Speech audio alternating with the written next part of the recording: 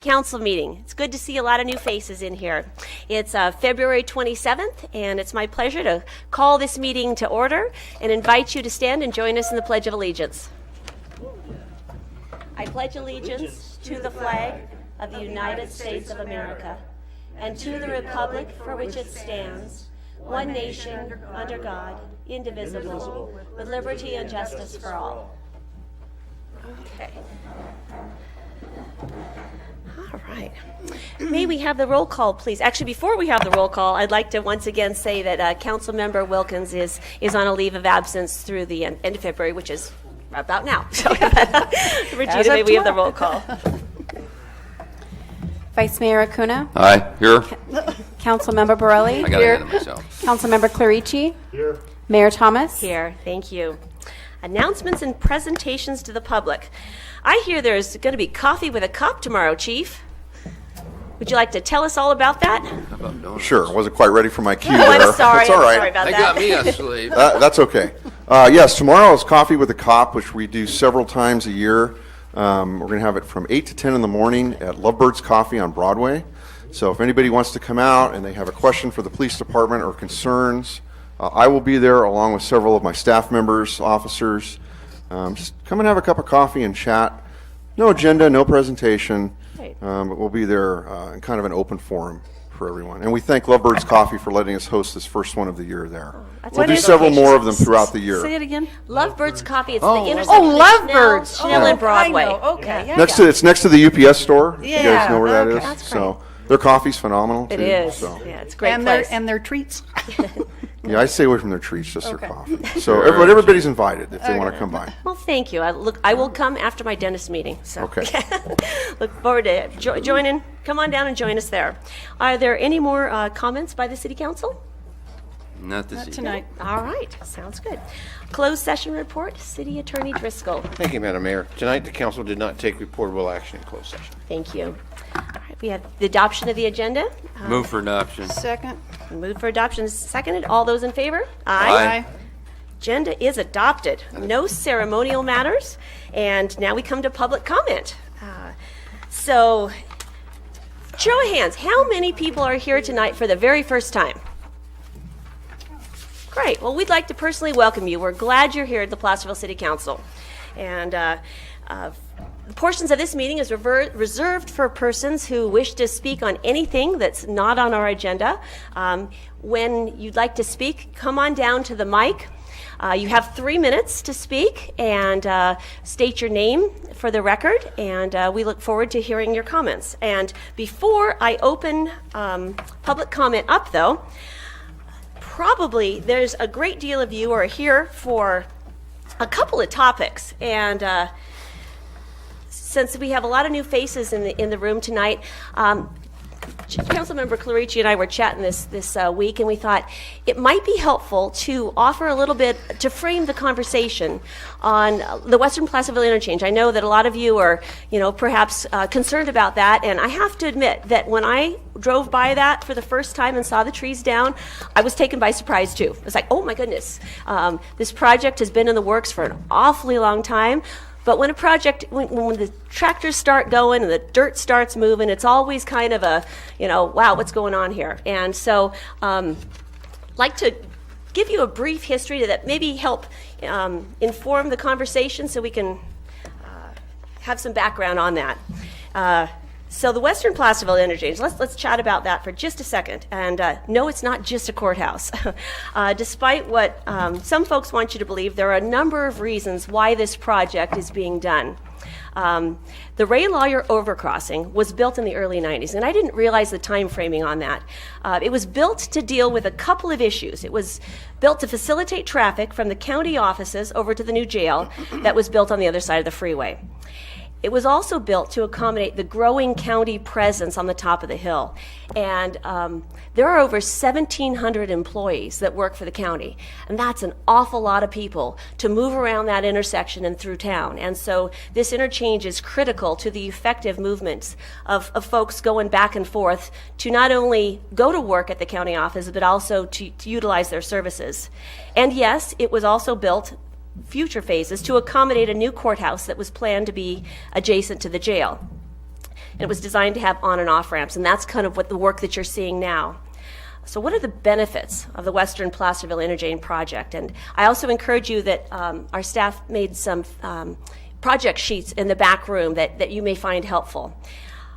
A fully functioning Ray Lawyer Drive intersection, right now we have a partially functioning Ray Lawyer Drive intersection, would work in combination with the existing Western Placerville Drive to help relieve traffic on that road, which is frequently operating at a service level of F, until such time as Phase 3 of the Western Placerville interchange is built, and that is years, if not decades, down the road.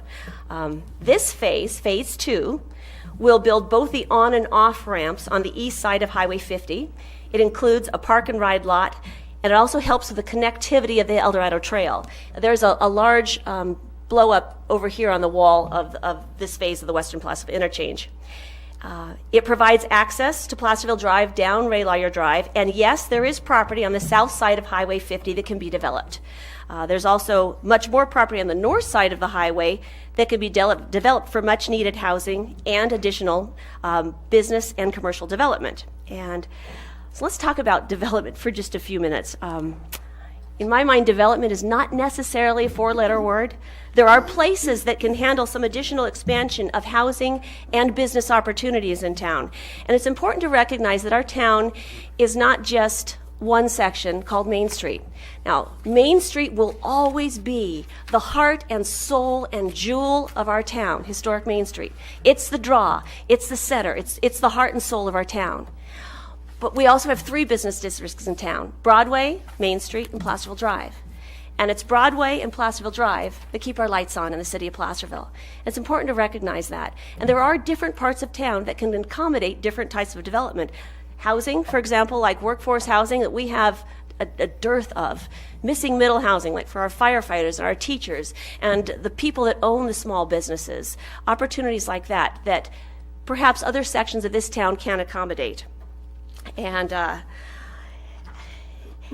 fully functioning intersection off Placerville Drive was also used as an incentive to keep the courthouse inside the city limits. And that's also important too, because when the state was kicking around a new project, it was either here in town or they were looking at other options, especially off of Ponderosa Road down the hill. And so we fought hard to keep it here in town, and a promise of a full intersection was the incentive to keep it here inside our city limits so we can benefit from that.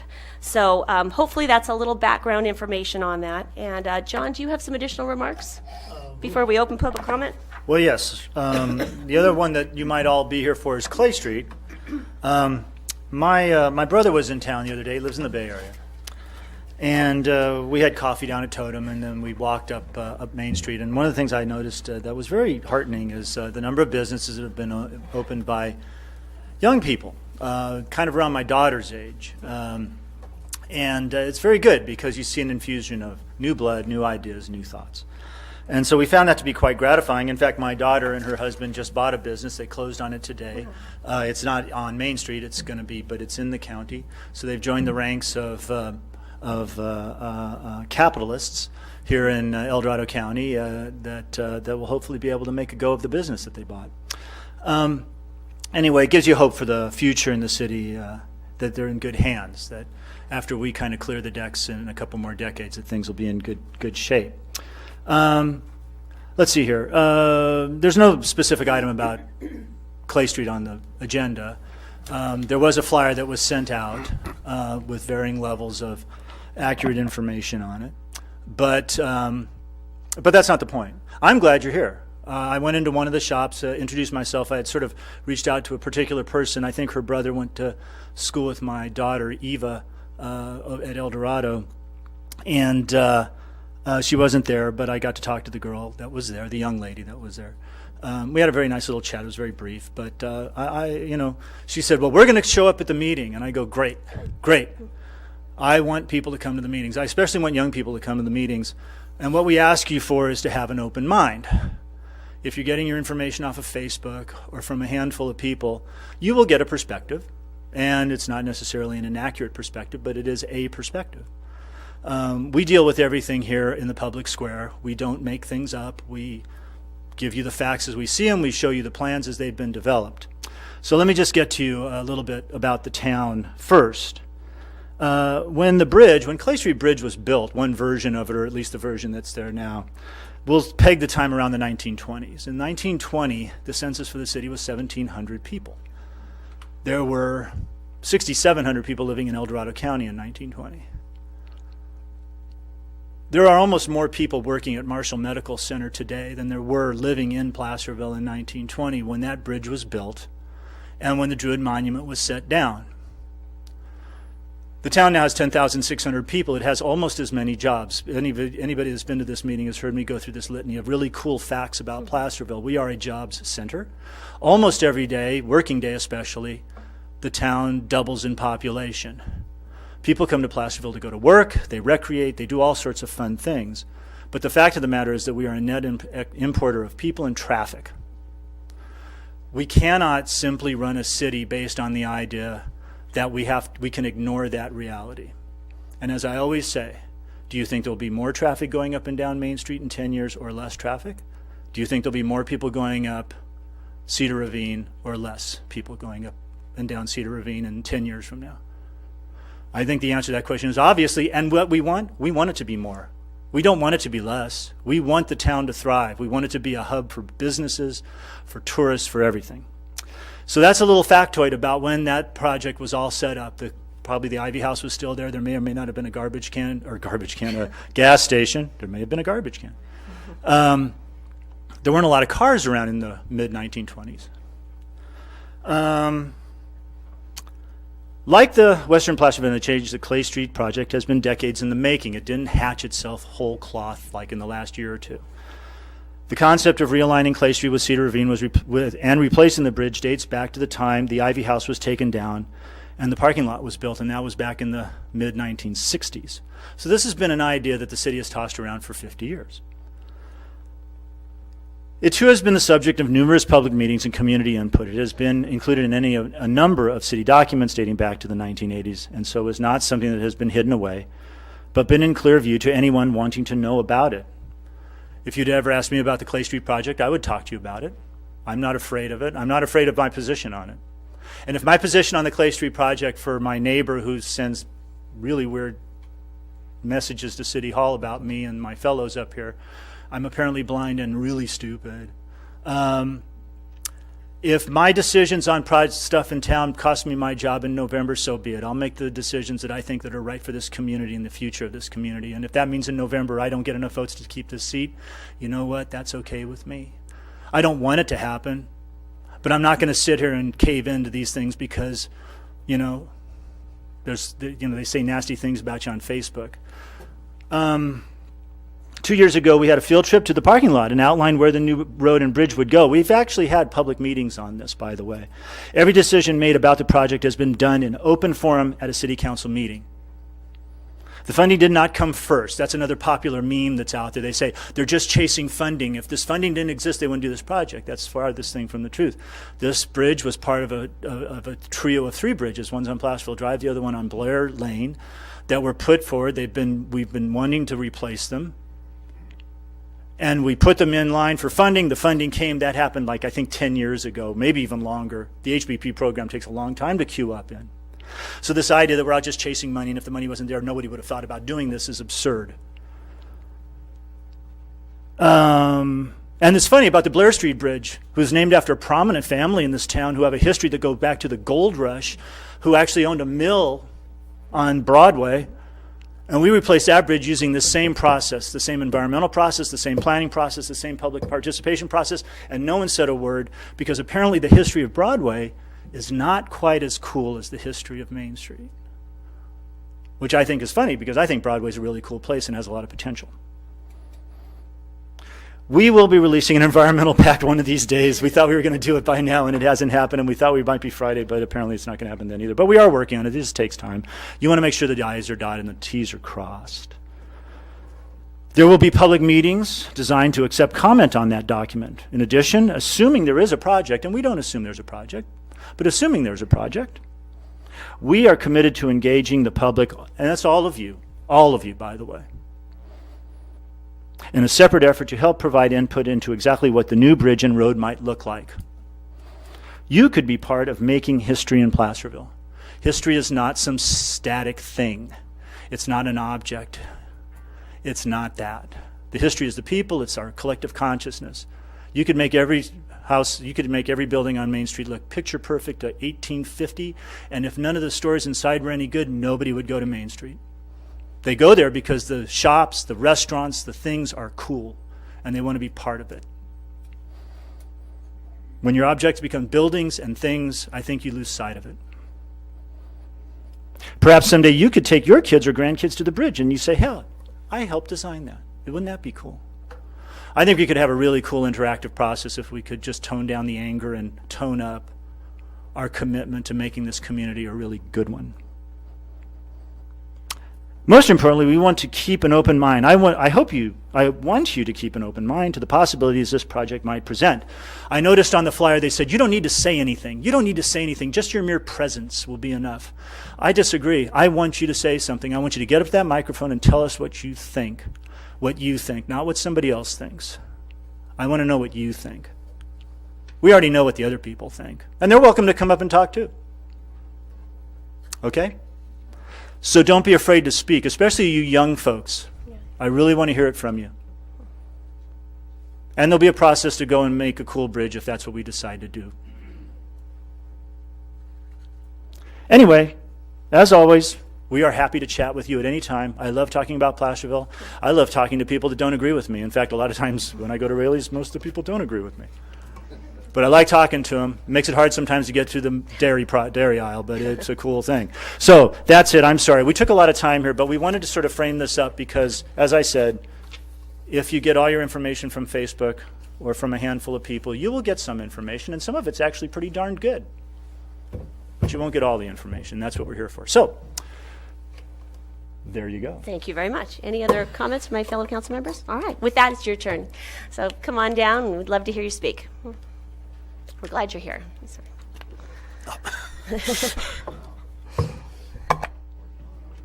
Oh, I'm To the sorry. council, my name is Don Vanderkar, a longtime member of this community, and it's been some time since I have spoken before this body. I and many others have been working very hard to maintain the nomadic shelter. I'm obviously here to speak about homelessness, not the interchange or Clay Street. We are working to develop plans with a continuum of care and opportunity knocks for a shelter for permanent housing for homeless people in our community. Over the past several years of working to serve fellow human beings, we have sought to be respectful toward the city, the council, and each of you, recognizing that you have many responsibilities and limited resources. However, we do believe that the city could have been more proactive in assisting the women, men, and families who live on the streets and nearby. Placerville Police have been very helpful in terms of our shelter volunteers when they need assistance, and thank you very much for that. During the recent freezing weather in this community, on behalf of our homeless sisters and brothers, we requested that the city open or assist in opening facilities to ease the pain and suffering of these people, many of whom are weak and very frail.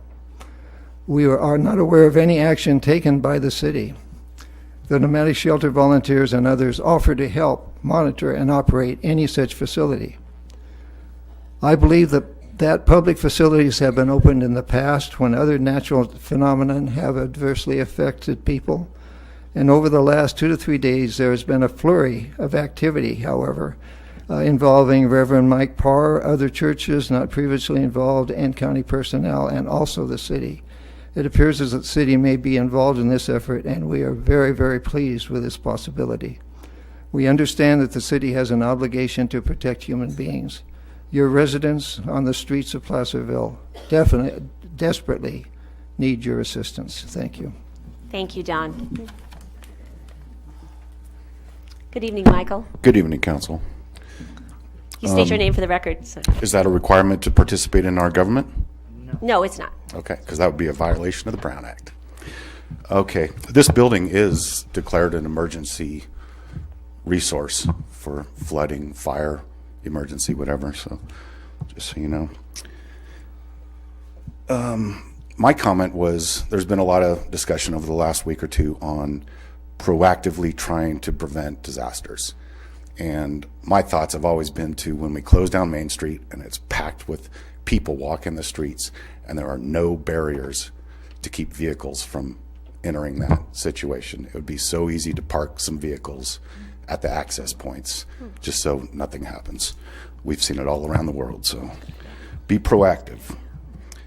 And then previously, before public comment was opened, discussion about an honest perspective on city projects. I've made public records requests, and I've had documents withheld and made further requests for release. I say, just clarify, give me the exemptions that you're withholding this. One of them was that, and a lot of it's for the Clay Street. We can't give you that because there's Native American information in those documents. In the same reports, it says 0 Native American resources in the site. So how can you withhold documents when the same documents are saying there's no Native American resources? So please release the public documents. Please post them on the website. And then haven't heard anything of the city trying to get their nexus studies in place so that they can continue to collect their impact fees on development. So correct me if I'm wrong, the city is collecting traffic, water and sewer, and parks fees from developers, and you don't have a legitimate nexus study in place to collect this money. The county was sued for like $30 million. They have to refund. If the city had to refund millions of dollars, what would that do to the city's smaller pocketbook? So please get it done.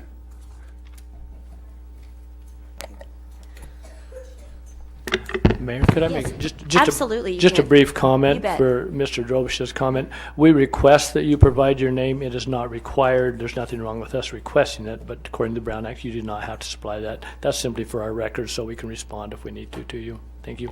Thank you for that clarification. Good evening. Hi there. I've been here before, but not for quite a while. I'm Melody Blair Moore.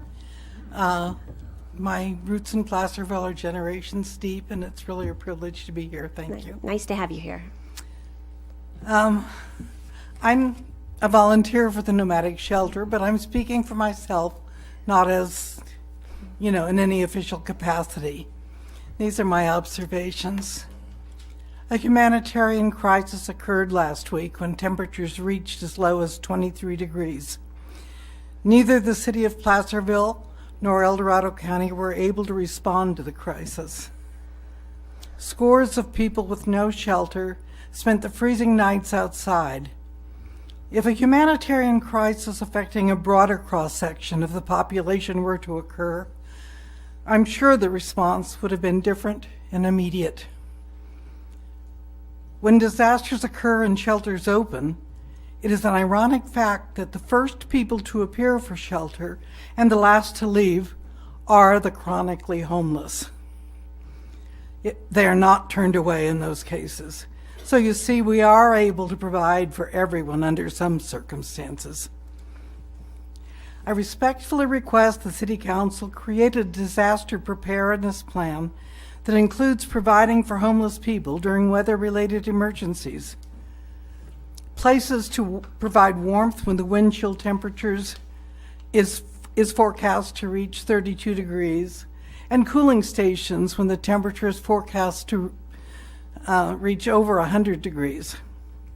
We of the faith community want to cooperate with the city.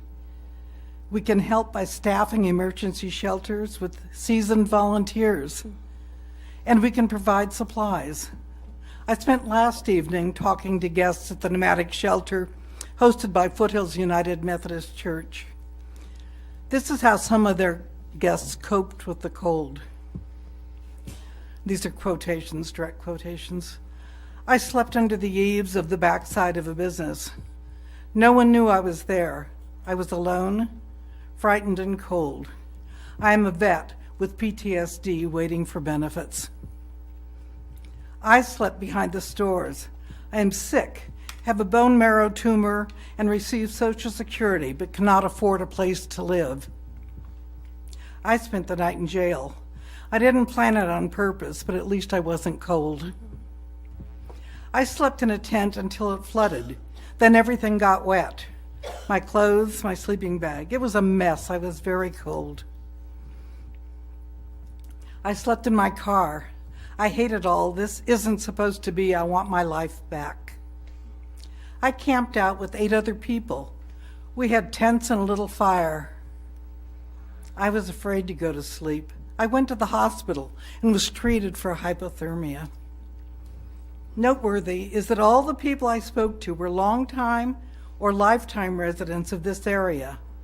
These folks are not transients. They are our mothers, our fathers, our brothers, our sisters, our children. We have to take care of them. Thank you. Thank you, Melody.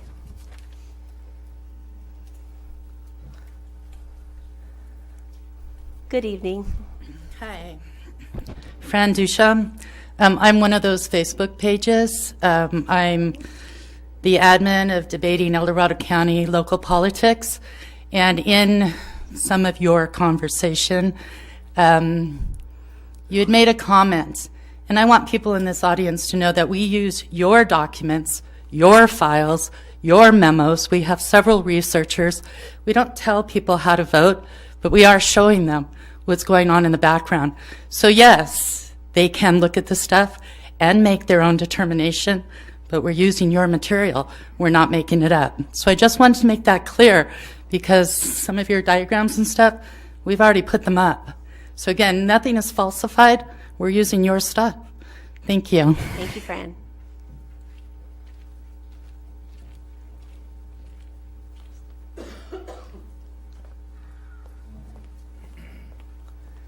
Good evening. Hi, my name is Adrienne Beatty. I appreciate you stopping by my store, and I'm sorry I wasn't there to say hello. I own a little shop on Main Street.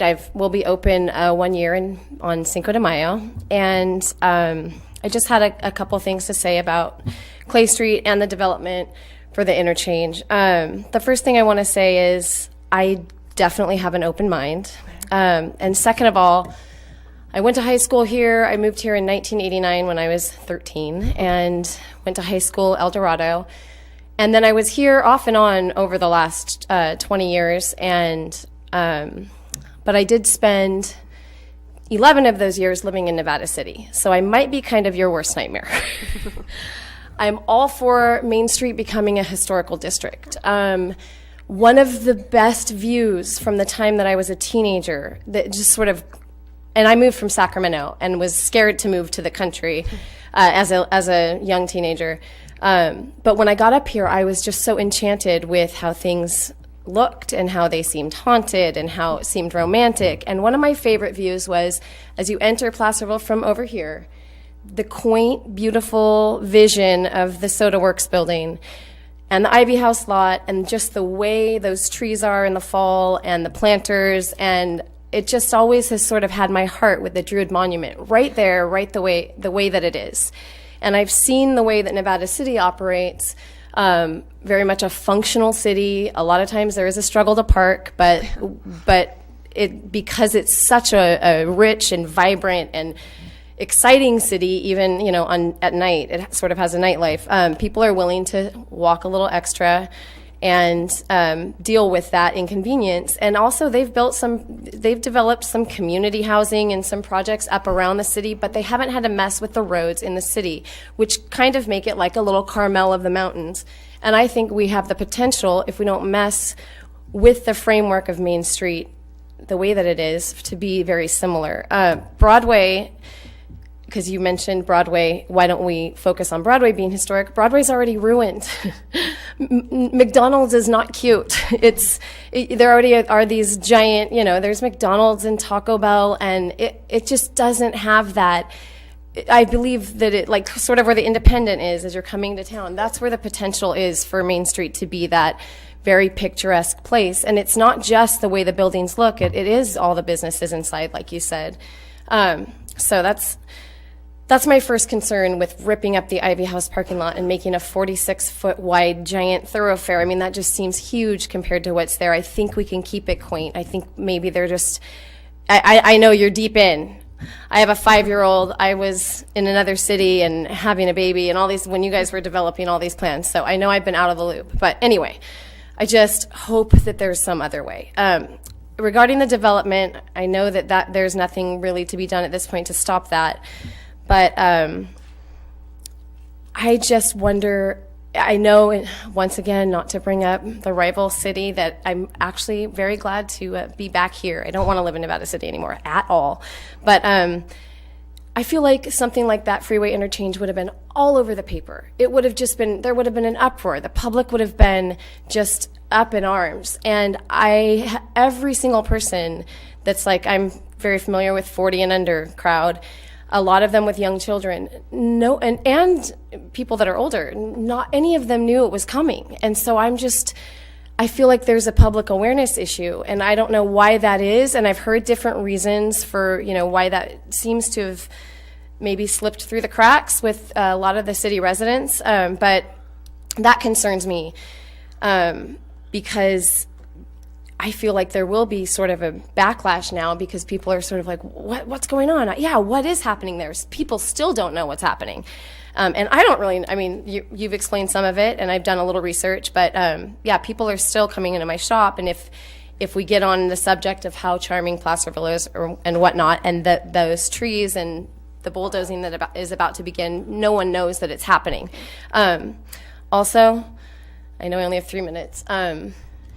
Just FYI, I see so many young people in my store, and it's so refreshing to see them excited. And many of them are coming from Roseville and Folsom and outlying areas, and they are just enamored with Main Street Placerville the way it is and the history, because we are different. From Folsom to the Bay Area, it all looks the same. And then you land here, and it's just a different beast, and it's a charming, wonderful, very historic town. And I'm just here, and I hope to be able to come to most of the meetings from here on out, to just, I want to keep it that way. So, Adrian, what is your shop? My shop is called Panic and Swoon. Oh, yes. Okay, great. Fabulous. Well, we're glad you're here. Thank All you right, so thank much. you. Appreciate you being here. Yeah.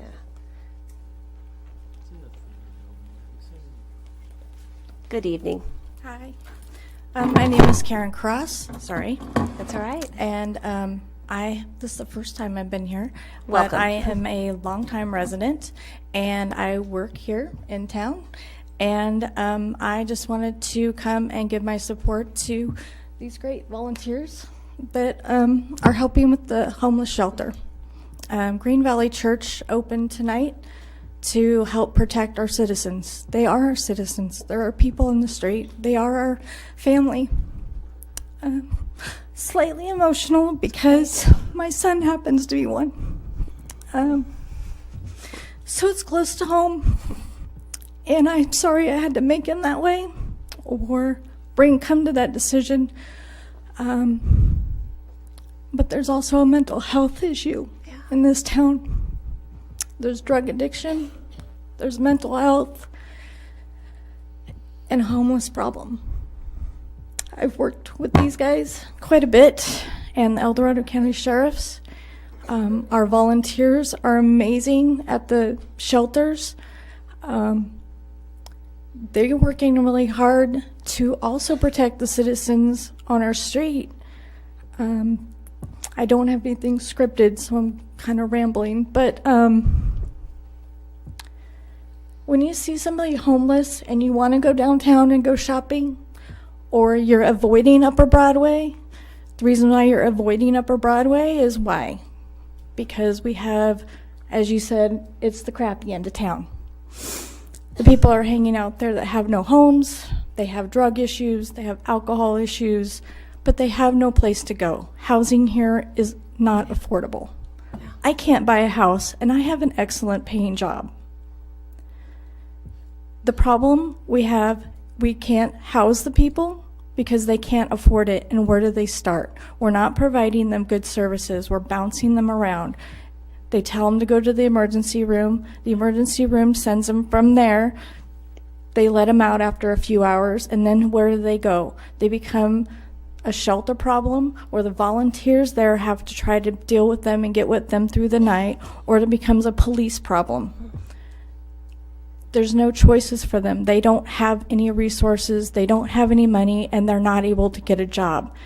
The reasons why they can't get a job is because they have mental health issues, drug addiction issues, and quite honestly, they don't look good and they don't smell good, and who would hire them? We need good help, we need trained people, and we need collaboration between all the agencies, the county and the city, and all of the organizations and the volunteers that come together.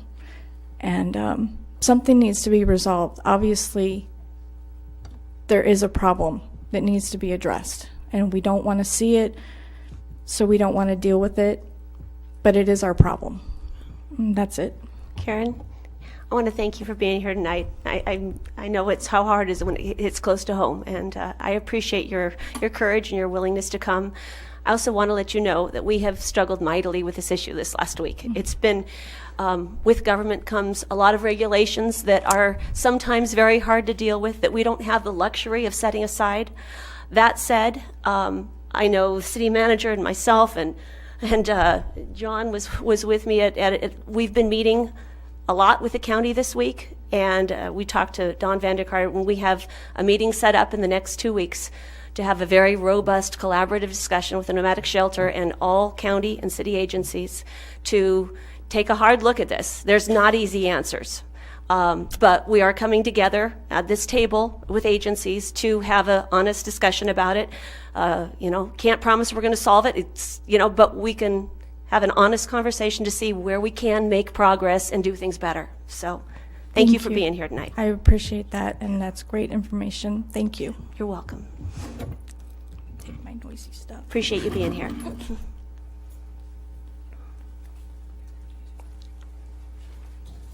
Good evening.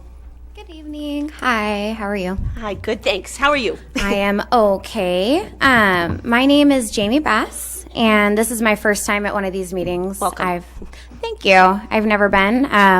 Honestly, I didn't really know what to expect since I've never partaken in any of these, but I've been a lifelong member of Placerville's community for 29 years, and it's important to me, so I'm happy to be here. A couple things. I didn't come here expecting to speak, honestly.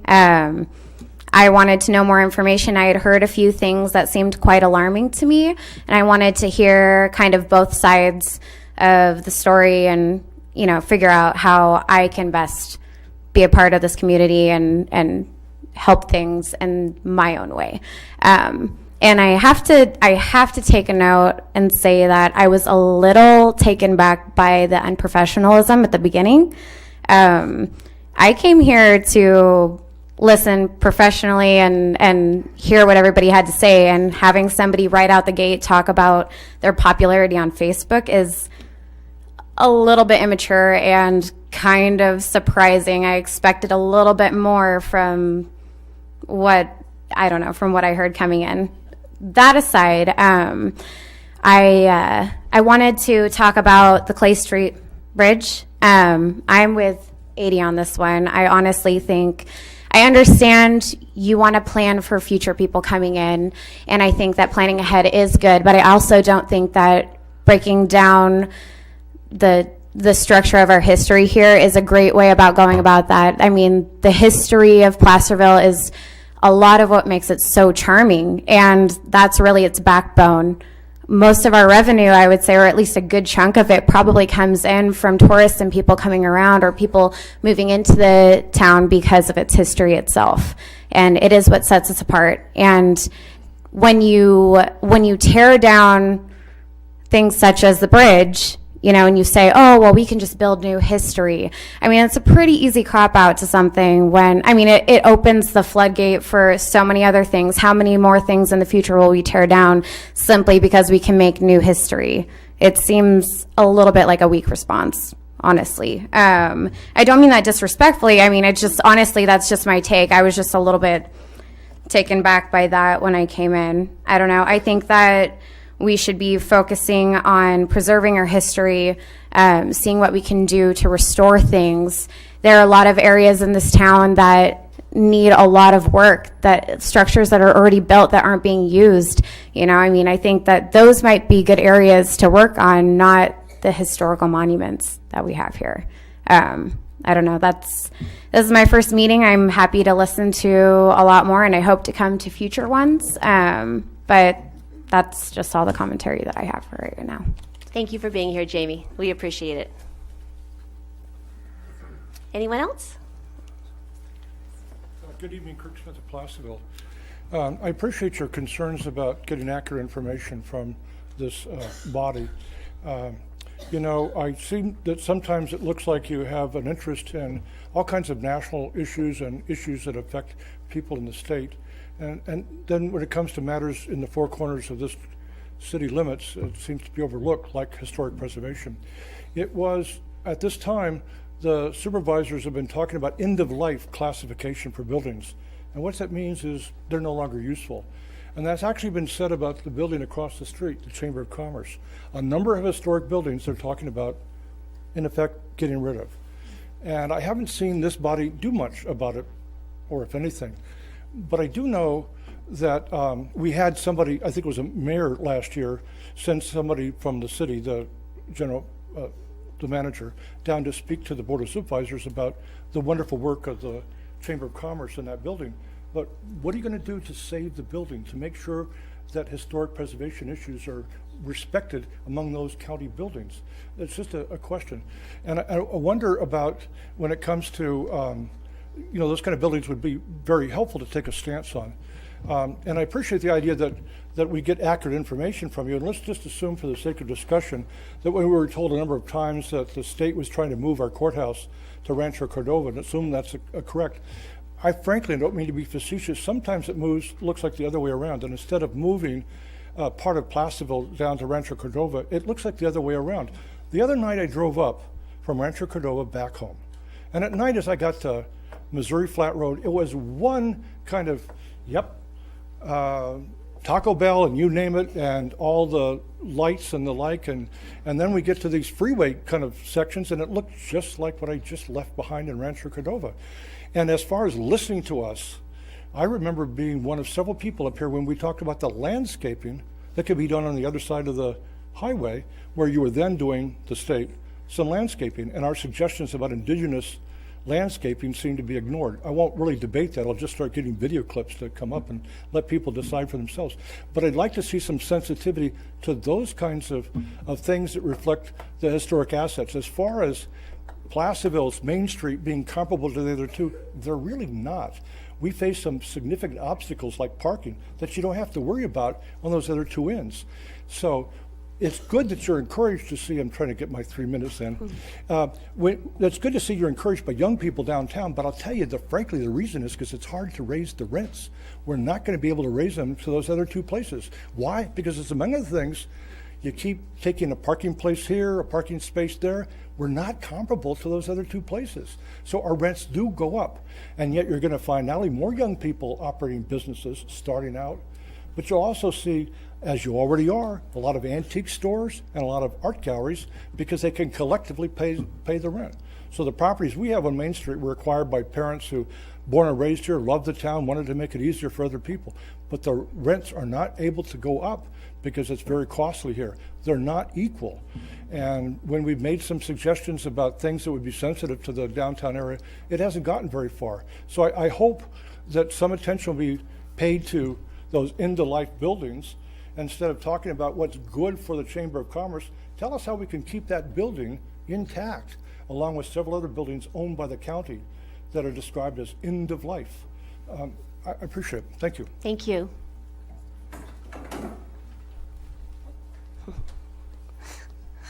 Hi. Hi. My name is Jamie Taylor. Sorry. No. I was born here in Marshall Hospital. Is my 2-year-old. He was born in Marshall Hospital as well. You talk about the future of our community and what it's going to become. You are looking at the next generations and what we want. I left this community the second I graduated high school, and I explored so many places. And this place kept calling to me because of its historical districts, because its lack of commercial businesses. We came here for a life, that we chose as a slower pace, one that I could feel safe in a community, in a good community, where we supported each other, we stood up for each other. And I am proud of this community, but I do not want to see its historical value destroyed. We came back and we restored one of the oldest buildings on Main Street. We took apart its bricks and we saw its bones and we were able to preserve it. This town is not a worthless rubble. It is a place that can be rebuilt. And if you go around destroying the history, you will lose younger generations that want to come here. And we want to be here and see this history. And we want to live in a place where it's not a cut and copied version that is anywhere USA. We love Placerville for its historic value, and we want to keep that. Thank you, Jamie. Appreciate that.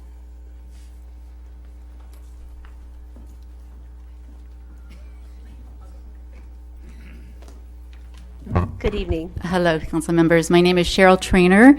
I've been a resident of the county since 1990, and I worked for 24 years for a program called Pride and Joy, which held fundraisers in this town hall, if anybody of you were part of that and been arrested. And that was something that provided services for the youngest members of our community that had disabilities. I'm here tonight to speak for the Nomadic Shelter's vision for a proactive response, and I appreciate that you are talking about meeting with the churches and other nonprofits in the county. During this extremely cold week, I appreciated having heat and a house to rest in after a long day of work. And what I realize is not all of our citizens have that privilege or that right because we don't have a proactive response right now in our community. I do appreciate you looking at this. After participating in NAMI, which is the National Alliance for the Mental Family Group, because I too have a family member who has a mental illness, I heard statistics that 1 out of 4 people will have or have been diagnosed with a mental illness. So this is not just somebody that you don't know or in the street. This is 25% of our population. The proactive response in terms of providing supports and resources starts with having an appropriate diagnosis and treatment, which is not always available. And so then people self-medicate, creating a secondary problem of addiction. Both of these issues then may drive people to our streets and not have the skills they need on their own to get the housing that could help them. In order to pursue treatment, we need to have our basic needs met for food, water, and shelter. Then we can meet our higher level goals. I support you in meeting with the county, churches, and other nonprofits to create a proactive response to services for the homeless in our community. Thank you for your time. Thank you, Cheryl. Appreciate it.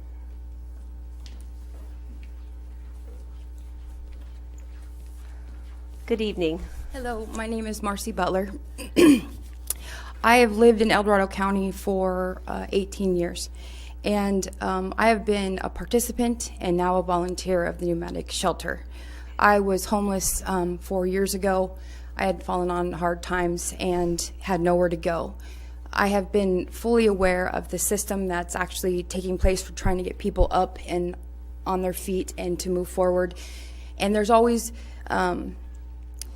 there's like a 2-year waiting list for low-income housing, and I have been a part of several of the faith-based nonprofit organizations that go in and volunteer, and I think it is awesome that you guys are going to be meeting with the county, number one, because there's always been a need for permanent shelter, to have the resources in place to get people to where they need to be to move forward, instead of just staying stuck and thinking that maybe they have a psychological issue, they need medication. All those obstacles are things that can be overcome with the right resources. And I just got home from missionary school, and I went to Africa and was able to experience working with babies that have AIDS. And my number one passion has been for the homeless. And I have somewhat experienced different issues because I've gone to those homeless camps when they exist before I left for missionary school. And law enforcement and the HOT team, I'm very thankful that they are here to assist. But there are people out there that are not just addicted or just have mental health issues. There are people who are just like I was, that couldn't get up on their feet, and the waiting lists and trying to find a job. It takes time, but there is a way to get through that process, and there is a network that I think could be improved. And I just wanted, people can get better. They can become missionaries and go to Africa and be able to serve. And it's just, I don't want you guys to give up on people just because there's an escalation in drug abuse or mental health. It's there, it's real, it's an issue. But it's possible. People can do things and change the world. So I just wanted to let you know that. Thank you, Marcy. Thank you. Wow. Good evening. I'm not exactly young, but We here aren't I either. am. My name is Susan. My last name is Spring Wenzel, but I am known throughout town as the Beatty Mom. I have 5 children that I raised and in Placerville, and went to the schools here. Adrian is my oldest, and we moved here because of how beautiful we thought it was. We came originally from Southern California. And it is very humbling to talk about historic preservation when you're speaking, when you hear and see the issues of human suffering that we are facing in this city and area. And I was actually at Elliot's funeral and was deeply moved by his plight, as I have a brother who has schizophrenia and is luckily has family and we have been able to take care of him. But so there's 2 issues that they're touching me deeply tonight at this meeting. It's the first time I've ever been. But I just wanted to say that I do feel deeply about the historical preservation of what we already have, basically within the Main Street area. And I feel strongly about it. My husband and I took a drive south on Highway 49 last Saturday, and I was just shocked when I drove through a tiny little gold rush town and saw a big roundabout in the middle of it, out in the middle of nowhere in beautiful Mother Lode, on Highway 49. And right on Highway 49, it was like, no way. And to tell you the truth, it's not very aesthetic. I'm hoping that they'll improve it. And actually, about 2-3 weeks ago, right when they first started cutting down the trees, I noticed, and I didn't expect it. And I try to keep myself up on what's going on with the city, working at the college and reading the Mountain Democrat, and it just kind of slipped past me.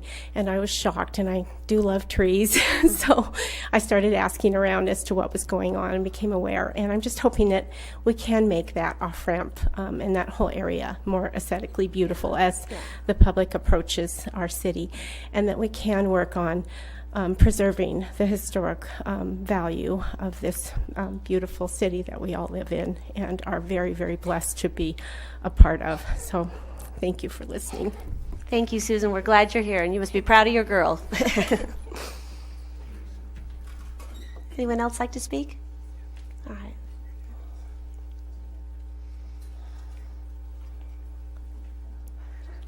Good evening.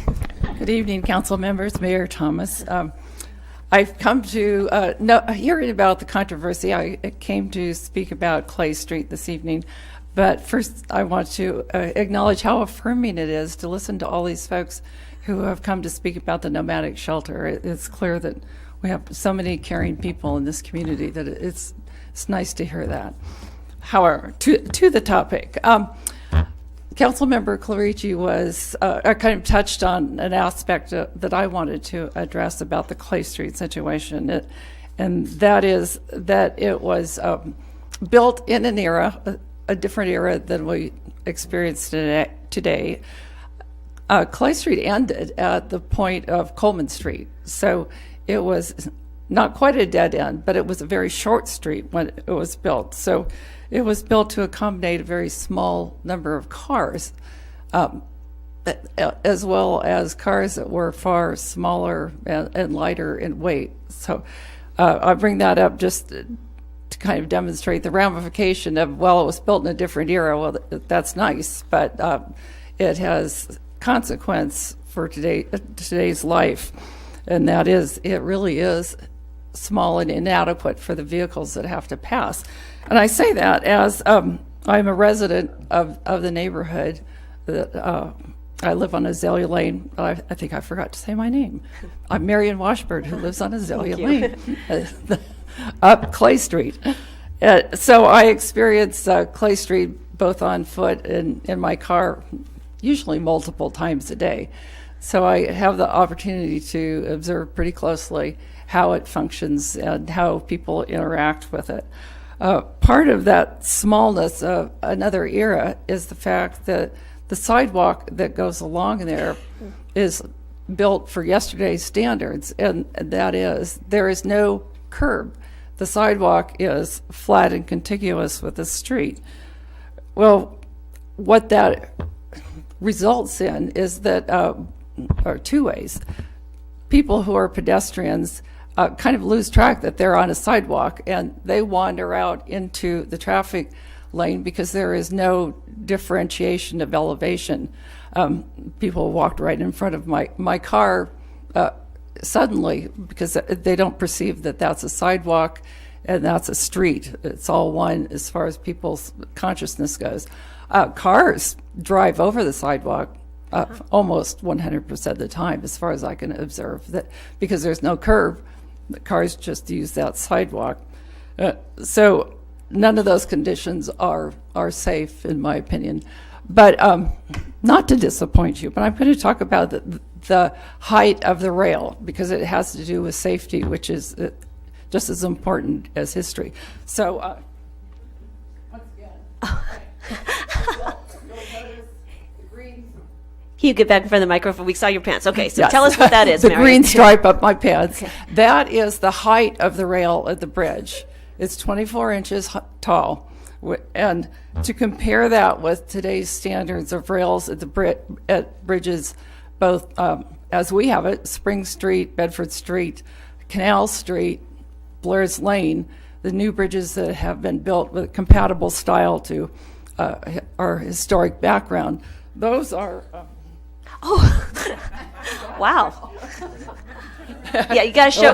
I'm not supposed to, am I? Yeah, go ahead and okay. yeah, for context. That's today's standard is this tall, and Clay Street is that tall. Well, what does that mean? The Clay Street rail is kind of curved, so it's really kind of an inducement for youngsters to jump up on it. It's so easy, you can put your foot up on it easily. And that brings up the next issue is, what if you fall off? Well, how deep is that canal where the creek runs? The canal is, and I did this with my tape measure today, so I'm accurate. It's 16 feet to the bottom of the creek bed. So I'm looking at the ceiling. The ceiling is about 9 feet probably. So the distance between the rail and the bottom, if one fell off, is approximately, 7 feet. I didn't want you to forget me, so about this much longer than the height of floor to ceiling. So what I'm trying to imply here is that if someone were to fall off that railing, which is so easy to access and jump up on, it could be a very dangerous, if not deadly, fall. So just to waive my credentials as a historic-minded person, I've lived in homes that are over 100 years for probably 4 decades of my life. I was a history major in college. I'm dedicated to the idea of history in Placerville, but I do believe human safety is a high priority, and we should consider it equally. Thank you. Thank you, Marion.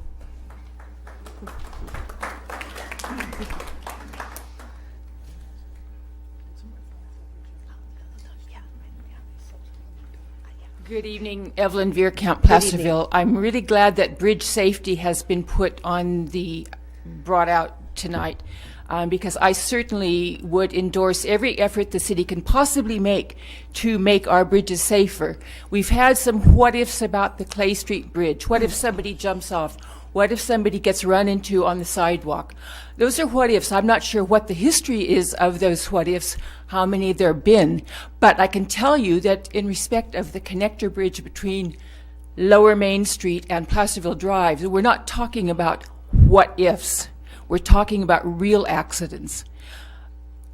Toward the end of last year, somebody commented on a thread that she had lived at one point near the, and I don't know where it would have been, but she lived near the connector bridge that I've just mentioned. And during the winter, she said she often heard 3 or 4 collisions a night. Now, that really interested me because I had a collision on that bridge, which the city obviously knows about. And all that I would like to say is, I hope the city is keeping that bridge sanded. There have been some very cold nights. There have been some icy nights. I'm fairly sure that that bridge is not being regularly sanded. I will not drive over it anymore unless it's at least 80 degrees temperature, and I'm hardly exaggerating. But I have friends who report back to me having driven over it in weather that I won't. And recently, when it's been very cold, they are telling me that it's not being sanded. We will get that answer for you, Evelyn. Yes. If you will. Absolutely. So let's just move from what ifs to the Clay Street Bridge to the reality of the connector bridge that I'm telling you about. When I had my accident, everybody I connected with at that time, whether it was the police department, whether it was AAA, said to me, I don't know why the city doesn't do something about it because there are accidents here all the time. I did not solicit those accidents, those comments. I was in a state of shock. But those were the comments that came directly to me. So please look out for that bridge. The what ifs to the Clay Street Bridge will get taken care of. I'm sorry for your accident, Evelyn. Thank you for sharing that, your comments.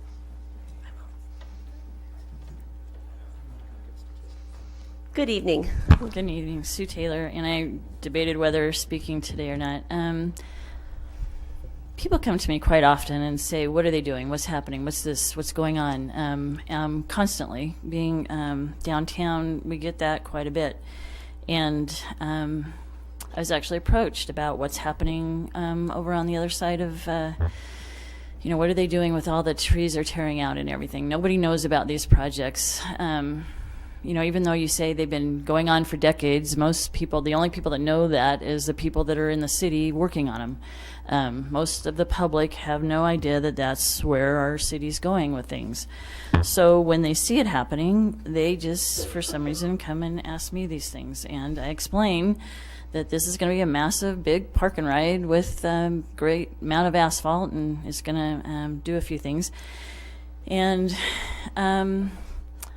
there's a few comments that I've heard from the city recently that say, well, we're hearing these things from people, and it just, we want to put out the misinformation from social media. And I'm kind of amazed by that you would spend time on social media worrying about what people are saying and not concerned about the issues that we're kind of trying to get you to look at.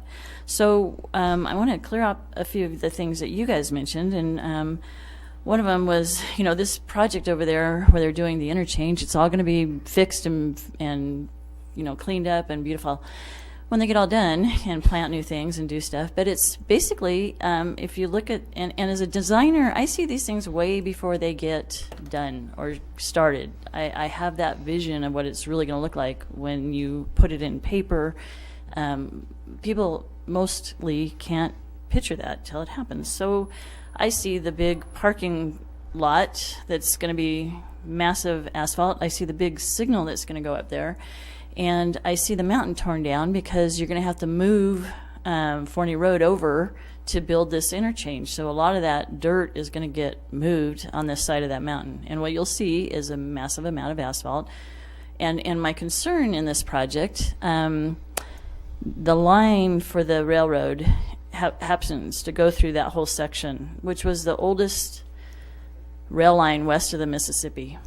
And the lines now have been turned into a bike trail, which people enjoy that, but you're dropping both ends into this interchange. without much mitigation.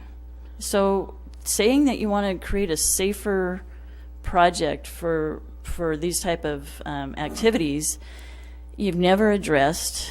I mean, the project's going, it's approved, they're going to do it, but you're still going to have issues with those bikes lanes ending up right in that interchange area.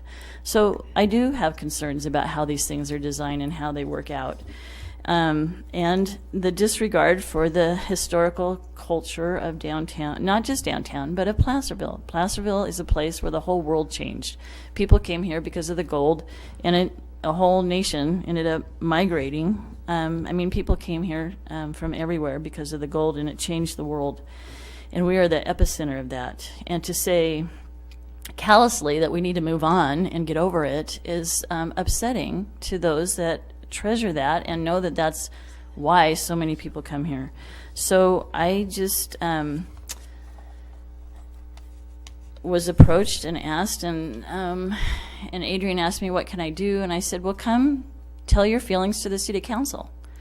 I was very proud of her. I said, I'll back you up, I'll watch, let you know how it works. And I'm amazed that you set this up the way you did, and using public forum to give a speech before she came to give you her feelings. I was really surprised by that, and I've never seen that type of protocol in a public meeting to go that way.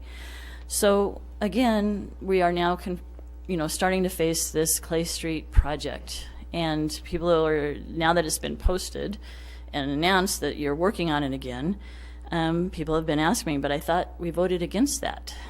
They don't know that you're still working to create a massive big four-way interchange right there and move the Druitt and impact the bridge, and nobody's against doing things.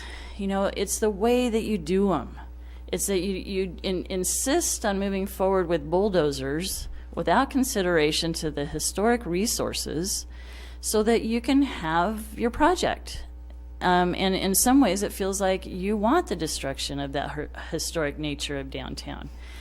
In my experiences over the last years, it feels very much that way, and some of the conversations I've had with you. So as we move forward, it would be nice to see a little bit more consideration of the city and the things that are treasured by those that come here. Either they live here, work here, or go through here.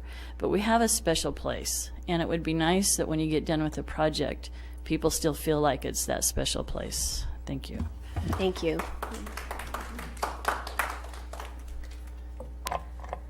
All right. Well, thank you all for being here tonight. Appreciate your comments, and appreciate you taking part in your local government. Madam Mayor, Yes. I'd like to make a couple comments, if I might. And I appreciate the fact that you're prefacing a lot of the communications that was going on in the community, both you and Councilmember Clarici's comments. I've been a resident of Placerville since 1975. There's a whole bunch of people that weren't even born yet when I moved here. So where do I ask for my town to be my old town? It has to grow. If it doesn't grow, it will die. Beautiful, cute 2-year-old that came to the podium just a little while ago, and he was lucky enough to be born in a brand new Marshall Hospital facility. That they did a tremendous job doing a whole new birthing center just a few years ago. I was mayor and was honored to attend that ribbon cutting. That was a tremendous investment by thousands of people in this community that allowed that little 2-year-old to be born 2 years ago in this community in a safe, modern facility. If we bottle this up and pretend like this is some historic Wild West town, we will not be blessed with modern medicine or those kinds of commitments. And I think that was just a really wonderful example of the importance of striking the balance between retaining our heritage and ensuring that we're keeping this community thriving and moving forward. Regarding the nomadic shelter and that tremendous concern last week because we were in the 20s, it was miserably cold, absolutely. That is a global issue. What I'm watching is very dedicated and concerned members of the human race coming to their town hall trying to find an answer that is bigger than anything in this entire county or this entire state. Millions and billions of dollars are being, and I'll use the word thrown at this problem. And some things stick, and unfortunately many of them don't. We have just as many, I'll call you all experts that spoke on that topic this evening. And you talked about the mental health issues, the substance abuse, the inability to be stable enough to seek out employment, and being caught in that vicious circle. And that is just such a gigantic issue across this entire nation that all we can hope to do here in Placerville is do our part as a global citizen. And if that means that we'll work with the county, then we will try and do that. But please remember that we don't have those kinds of departments even in the city of Placerville because we're small. We don't have a human health and services. We don't have mental health facilities. None of that is any kind of an operation or a department that we even have. But yet I will stand to do what we can as a global citizen to do our part to try and help. And I understand the fear in that, and I see it in your faces, and I hear it in your voices. Regarding historic downtown Placerville, I guess I should throw my street cred out, and I worked for the last 35 years helping my father-in-law restore his 130-year-old building in Diamond Springs. So I know old and I know crooked. When I look at Main Street Placerville, I see building facades that range anywhere from the 1970s, 1980s, all the way back to the 1880s. That is not a pure block of Victoriana.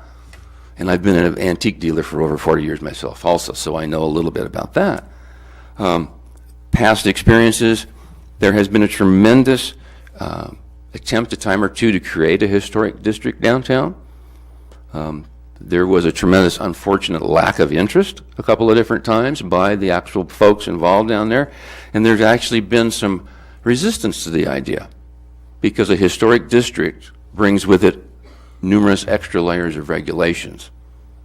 And there have been concerns from not business owners, but property owners that don't want to have more bureaucracy, don't want to have their expenses to maintain their buildings increased by having to have everything examined by a commission. But I have always said, and I always will support, creating a historic downtown district. But I bet you all it's not going to be as easy as you think. Just the last couple of things. The Western Placerville Interchange, that project has been around since probably 2000, if not beyond that. It was actually designed when they did the Bridge to Nowhere. Who remembers it being called the Bridge to Nowhere, and why did they do that? Well, now we have ramps. I would think you would welcome ramps, but I understand trees are absolutely an ugly part of construction, and I will take personal responsibility for the city blowing it.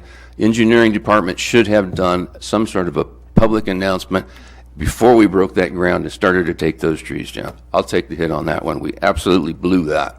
But how do we keep you informed? We sit here many nights and do these things for years on end, and these things take a long time.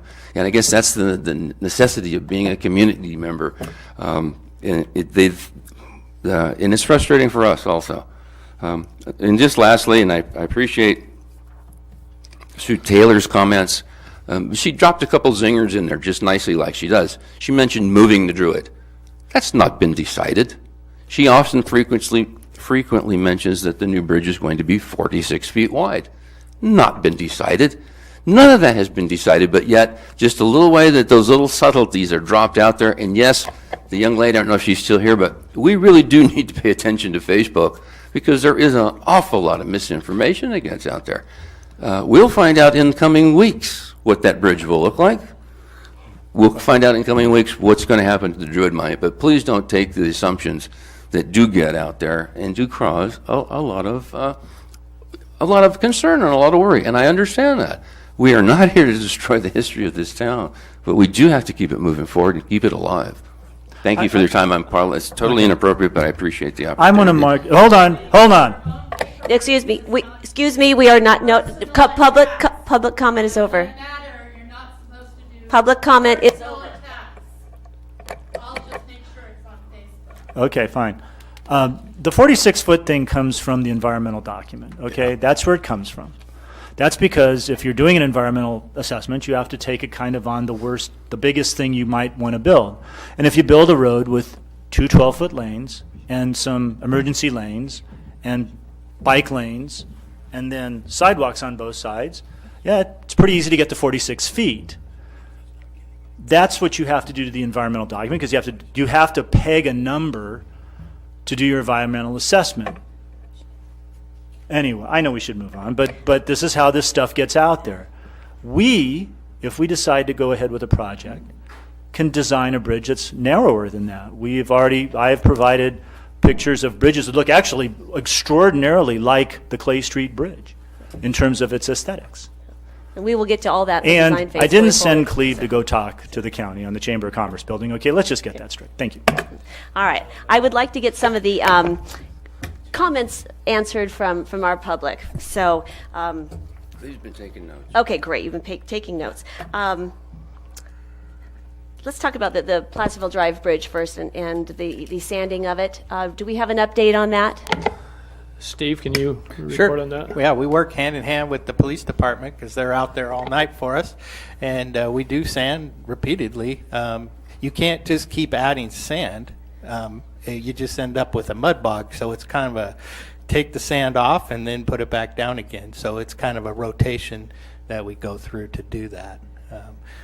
But we're well aware of it. It's this time of year, each year, that we have to increase our maintenance on that particular portion of the roadway. So. And that's something we monitor frequently, Steve? Yeah, 24/7 because Okay. our officers are out there and they can dispatch our public works crews at any time. But like I say, you got to get it off and then put it back down again. Okay. Thank you, Vet. Could I ask a real quick Sure. question? Steve, is there any kind of a warning signs that go up when that happens?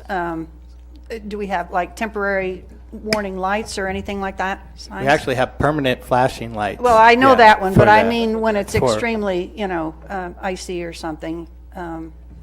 No. I'm just thinking that maybe we ought to put some extra information out there. And I believe we have on occasion in the past. I don't know that we have yet this year. Yeah, we haven't done it yet this year. Okay. All right. Well, I also wanted to let you folks know that are here tonight for the first time, if you'd like to get on our mailing list and get announcements and information from the city about upcoming agenda items and projects, there's a little salmon sheet in the back. If you want to fill out your contact information and put it in the box, we'll add you to our mailing list so you can continue to get information on upcoming agenda items with us. Rebecca, do you have some information on how the El Dorado Trail will intersect with the new project? Good evening. Yes, I do. You may look around and notice a few exhibits that have been posted up in the town hall. One of them is actually located right behind the dais up there. There's also two others that have been placed. There's one on that wall and one on that wall that shows that the Western Placerville Interchange project actually provides a vital connection piece for the El Dorado Trail. It includes the construction of a Class 1 bike trail. It's specifically for the benefit of pedestrians and bicyclists, and in fact, it actually is funded with a mechanism of funding congestion mitigation air quality funds that are dedicated to that effort as well. So it does indeed complete a very critical part of the bicycle and pedestrian network in that area. That's great, because right now there's a big chunk missing that's pretty dangerous. So Yes, ma'am. Yeah, that's great to hear. Okay, super.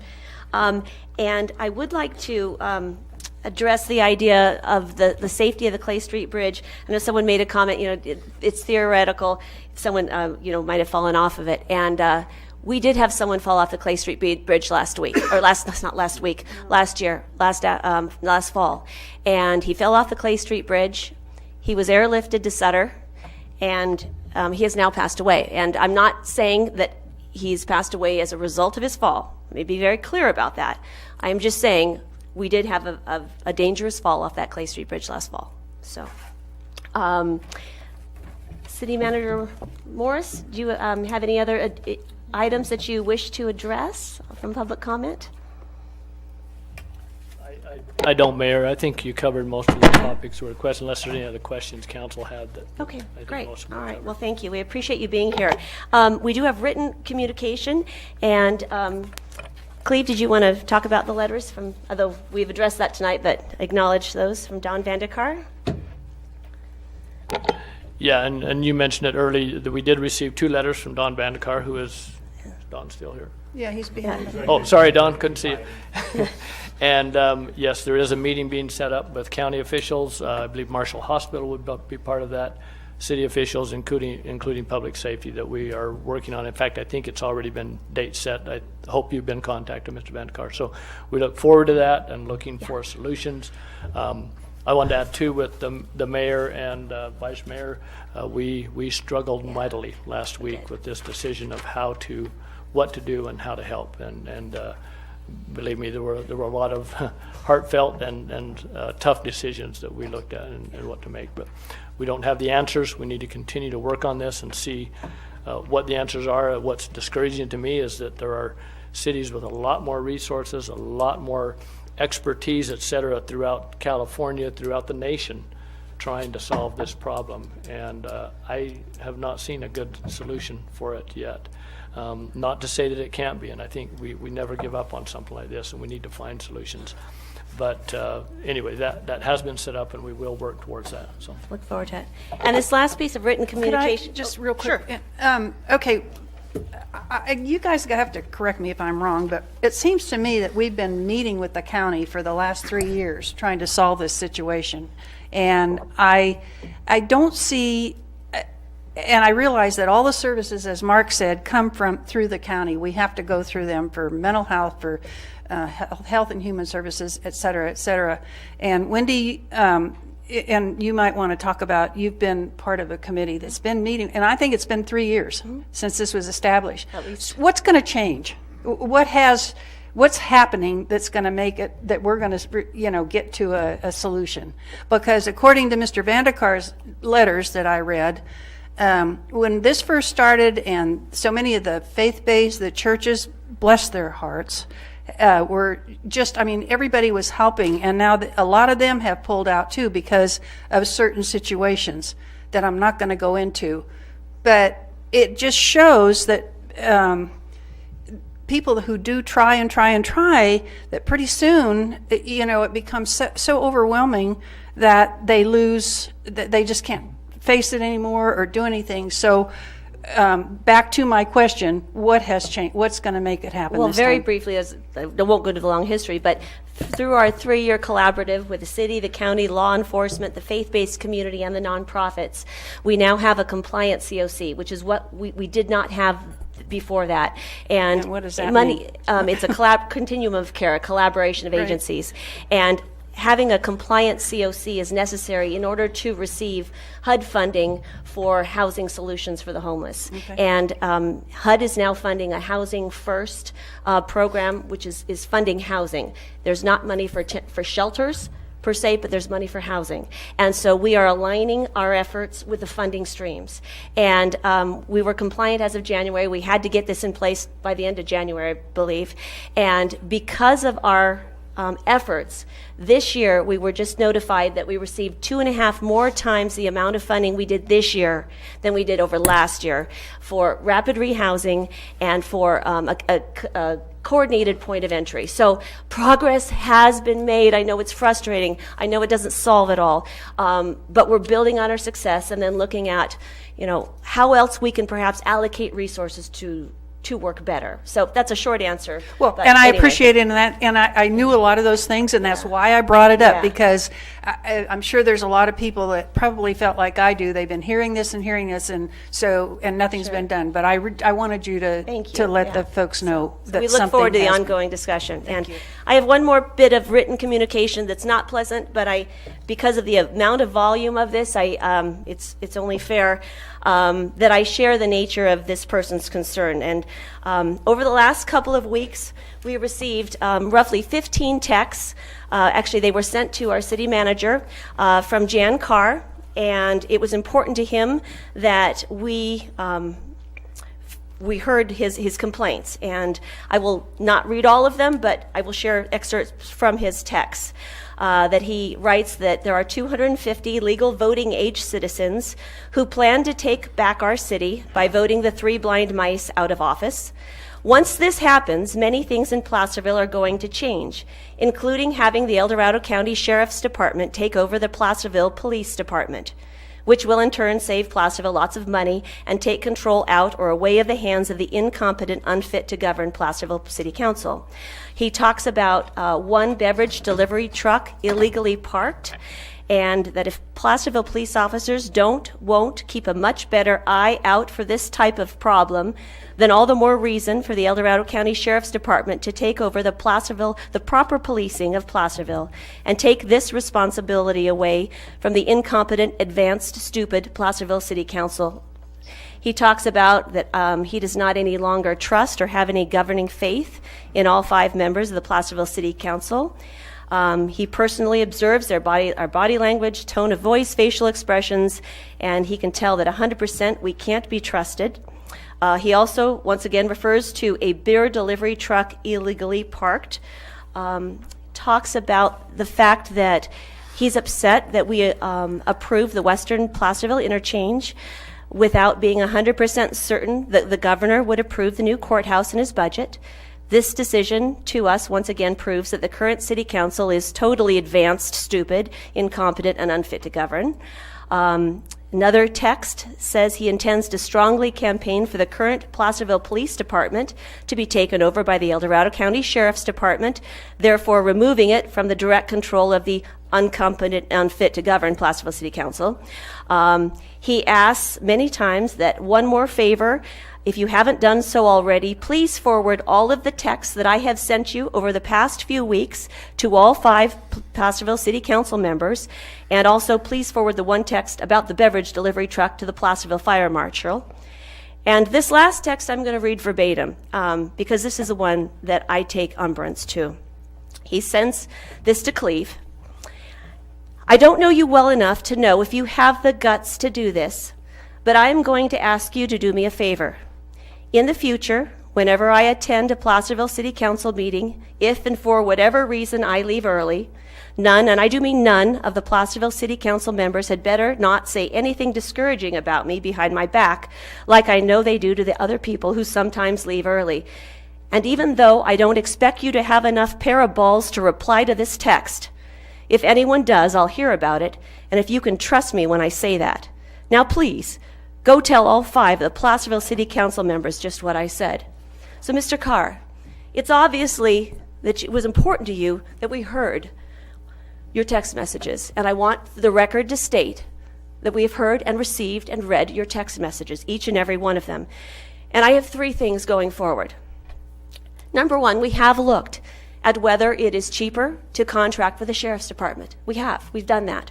And in our last analysis, we looked at sheriff's sergeants, and the base salary of a sergeant with the sheriff department is, let me get my figures right, 29.55% higher than sheriffs at the Placerville Police Department. Sergeants, yes, thank you. As far as Deputy Sheriffs 1, their base salaries are 18.99% higher than the base salaries of our Placerville police officers.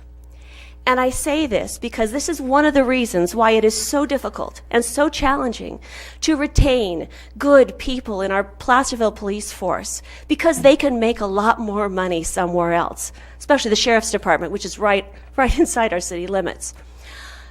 That said, there are a lot of dedicated, long-term Placerville police officers and sergeants and commanders that have been with our force.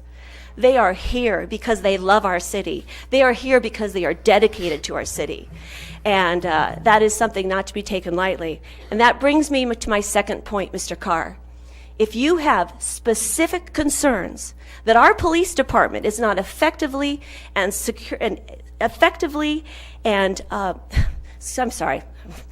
not effectively protecting and serving our city, if you have specific concerns, then I want to hear about them. We want to have a discussion about that, because that is a serious claim. And finally, I asked Mr. Card to contact us directly. If you have something to say to us, our contact information is on the city's website, each and every one of ours. So contact us directly, because we work for the city of Placerville. You are our boss. City Manager Morris works for us. We're his boss. And so, Mr. Carr, you can say what you want to us. But to tell our city manager, to ask him if he has a big enough pair of balls to reply to his text, it's harassment, it's intimidation, and I ask you to cease and desist from disrespecting our city staff in such a flagrant manner.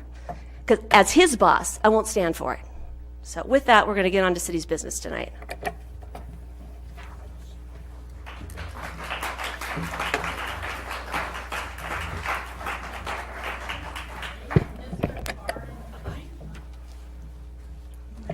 Thank you all for being here tonight. All right.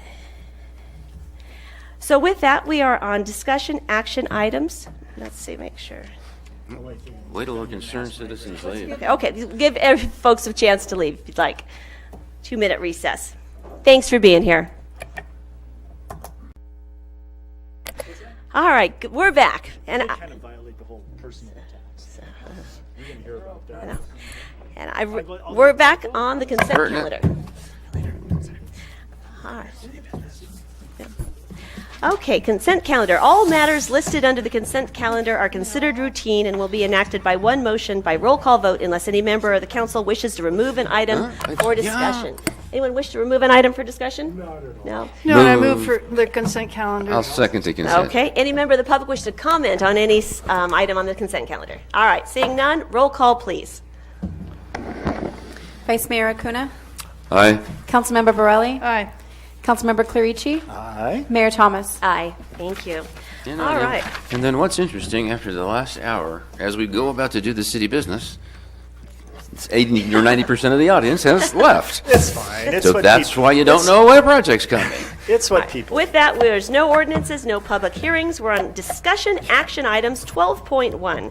Acknowledge and file the pension status update report. Mr. Warren, this is important stuff, And isn't it? Mr. Warren, before you start, this item is the one that everyone in the public Should should be come and here listen for. to, because This this is is the a- biggest This is big financial stuff, thing yeah. that we have This to could face bankrupt for the any next town. 20 years. This us and everybody else. this is bankrupting. Yeah, well, not us. No, we're Not not us. bankrupt, folks. All right, Not Mr. Warren has we're, a table. We're flush, folks. We All right. got money. Thank you, Madam Mayor, members of the council.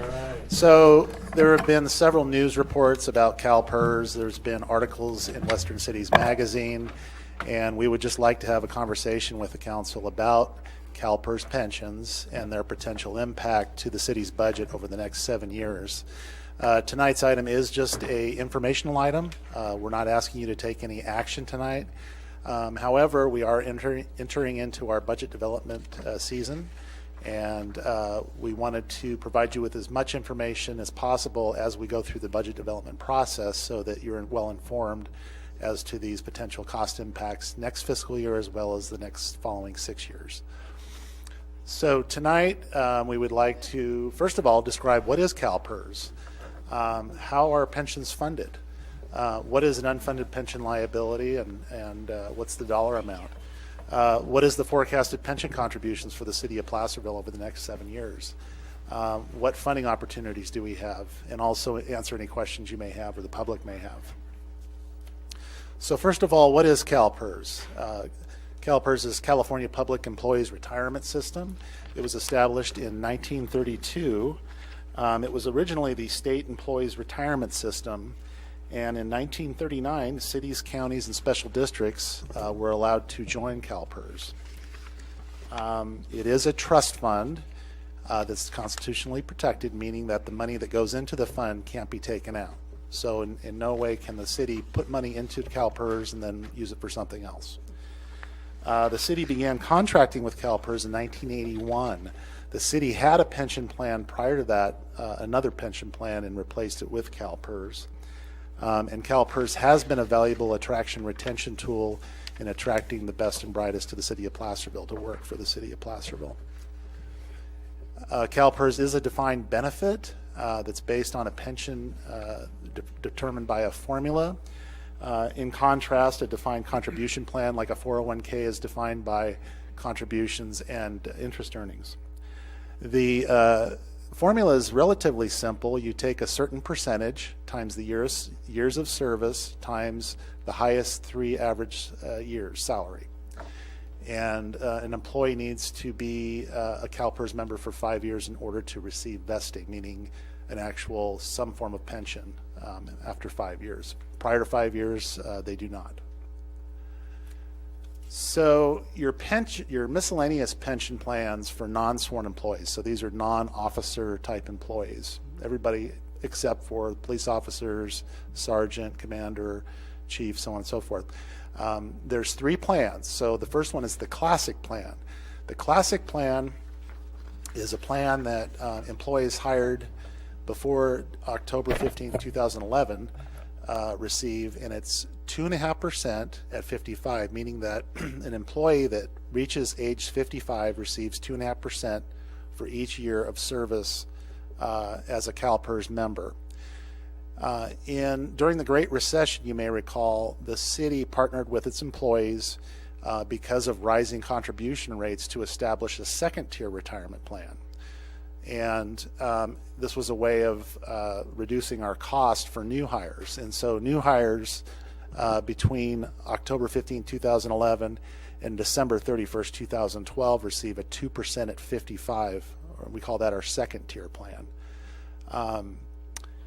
In 2012, the state made a similar move after we did to adopt the Public Employees Pension Reform Act, and that basically established a new formula for miscellaneous hires after January 1st, 2013 of 2% at 62, and again 2% of salary at age 62. Similarly, your miscellaneous pension example. So giving you an example of a miscellaneous employee, if you have a senior maintenance worker, for example, 55 years of age, and they're a classic member, so they receive 2.5% at age 55. This person has 30 years of service. Their average 3-year salary is $53,069. The calculation would be 2.5% times 30 years times $53,069, and that would be $39,802 would be their annual pension. Safety pension plans. So for your sworn officers, they also have 3 plans. The classic plan, employees hired before October 15, 2011, is 3% at 50, so 3% of salary at age 50. Similarly, we, during the Great Recession, partnered with the Placerville Police Officers Association to establish a second-tier plan in order to reduce our contribution rates. And so employees hired between October 15, 2011 and December 31st, 2012 receive a benefit of 3% at 55. We mentioned PEPRA earlier. The PEPRA plan for employees hired on January 1st, 2013 or after is 2.7 at 57. And we have an example of a safety pension plan employee. So an employee that is 50 years old, a police officer, in the classic plan, 3% at 50, with 30 years of service, with a 3-year average salary of $77,266. You would take 3% times 30 years times $77,266 for an annual pension of $69,540. Any questions so far? Okay, good. Thank you. How are pensions funded? Well, it's kind of surprising. There's been a lot of attention to employer contributions, but the lion's share of pension funding comes from investment earnings. So 61 cents, this is a pension dollar, on average with CalPERS. So this isn't just the city of Placerville, but all CalPERS pensions last year. It was 61 cents in investment earnings, 26 cents in employer contributions, and 13 cents from employee contributions. funding ratio. So this is really important. What you'd like to see is a funding ratio of 100%, meaning that your plan assets equal your plan liabilities. In other words, the assets that have been collected, the contributions and investment earnings, equal the future liability for your pensions. Well, unfortunately, that's not the case across the board, not only for Placerville, but most CalPERS agencies. So we broke up the plans. At the bottom, you can see the first bar, miscellaneous classic, is 62.8% funded, well below the 100%. Miscellaneous second tier, much better, 90.9%. However, there's very few employees in that plan at the city of Placerville. That's why it's doing so well, unfortunately. So the miscellaneous PEPRA, again, doing very well. We actually have quite a few, and I would like to comment, about 50% of your employees right now are in either second tier or PEPRA plans. And PEPRA is doing fairly well, funded at 90.3%. Safety Classic, 65.9, similar to your miscellaneous Classic. Safety second tier, 91.3. Again, that's a growing population. It's doing fairly well. Safety PEPRA, 91.2, similar to the second tier. And then all public agencies, so CalPERS in aggregate, all agencies, all 1.9 million future retirees, 66.2% funded of all CalPERS, well below 100%. You've heard our auditor, the Poon Group, talk about our unfunded liability, and I just want to talk about that briefly. So think about this as your credit card. So in the past, there have been years where we didn't fully fund pensions. We paid exactly what PERS told us to pay, but it didn't cover the entire cost because they underestimated, and they also have had investment losses. So that credit card balance has increased over the past 3 years. It was $11.71 million in 2014-15. In fiscal year 16-17, it rose to 16.31 million, or 39.28% in just 3 years, and that's pretty staggering. How are pension contributions determined? Well, every year CalPERS actuaries issue an annual valuation report, and so what they do is they look at the plan design. We talked about the 6 plans, 3 miscellaneous, 3 safety. They look at the current retiree costs, so retirees that are actually receiving contributions, pensions. They look at the estimated cost for future retiree costs, and they also consider the investment income, what they've earned in the past, as well as what they think they're going to earn in the future. Right now, they're forecasting 7% return on investment. Just about 3 or 4 years ago, it was 7.75%. And that change alone has dramatically increased our contributions. It doesn't, when you talk about 0.75% in investment returns, it doesn't sound like much, but when you consider the compounding over 20 to 30 years, it's huge. So, and that has resulted, they've been doing that in order to offset past funding shortfalls or your unfunded liability. This is the current employee contribution rates, which really haven't changed in a long time. The miscellaneous classic is 8 cents on every dollar of payroll.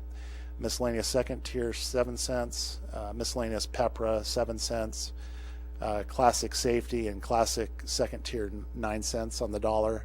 And safety PEPRA, 12. And PEPRA, actually, they're paying 50% of the actual or the estimated cost, according to PEPRA, which is currently 12 cents. Looking at the employer contributions, this is what's really staggering. I can tell you that in the early 2000s, both miscellaneous and safety employer contributions were in the single digit.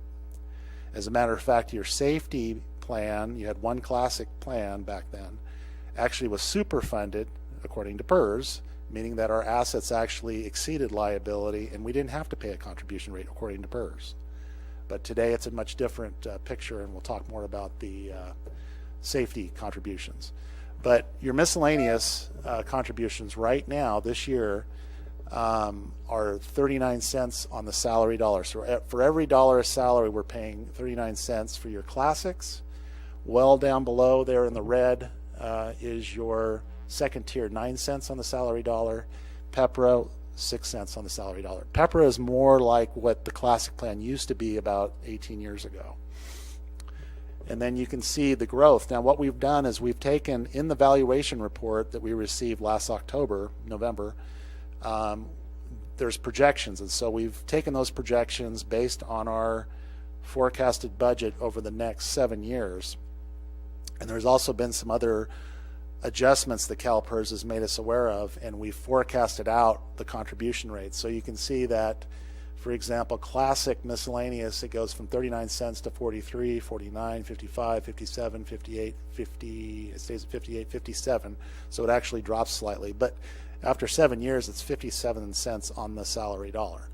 Your second tier really stays about, it's pretty flat. So it goes from 9 cents to 11 cents over seven years. Pepra, again, relatively flat, 6 cents to 8 cents over the 7-year period. The next slide is safety pensions, and pretty dramatic, especially in the next 5 years.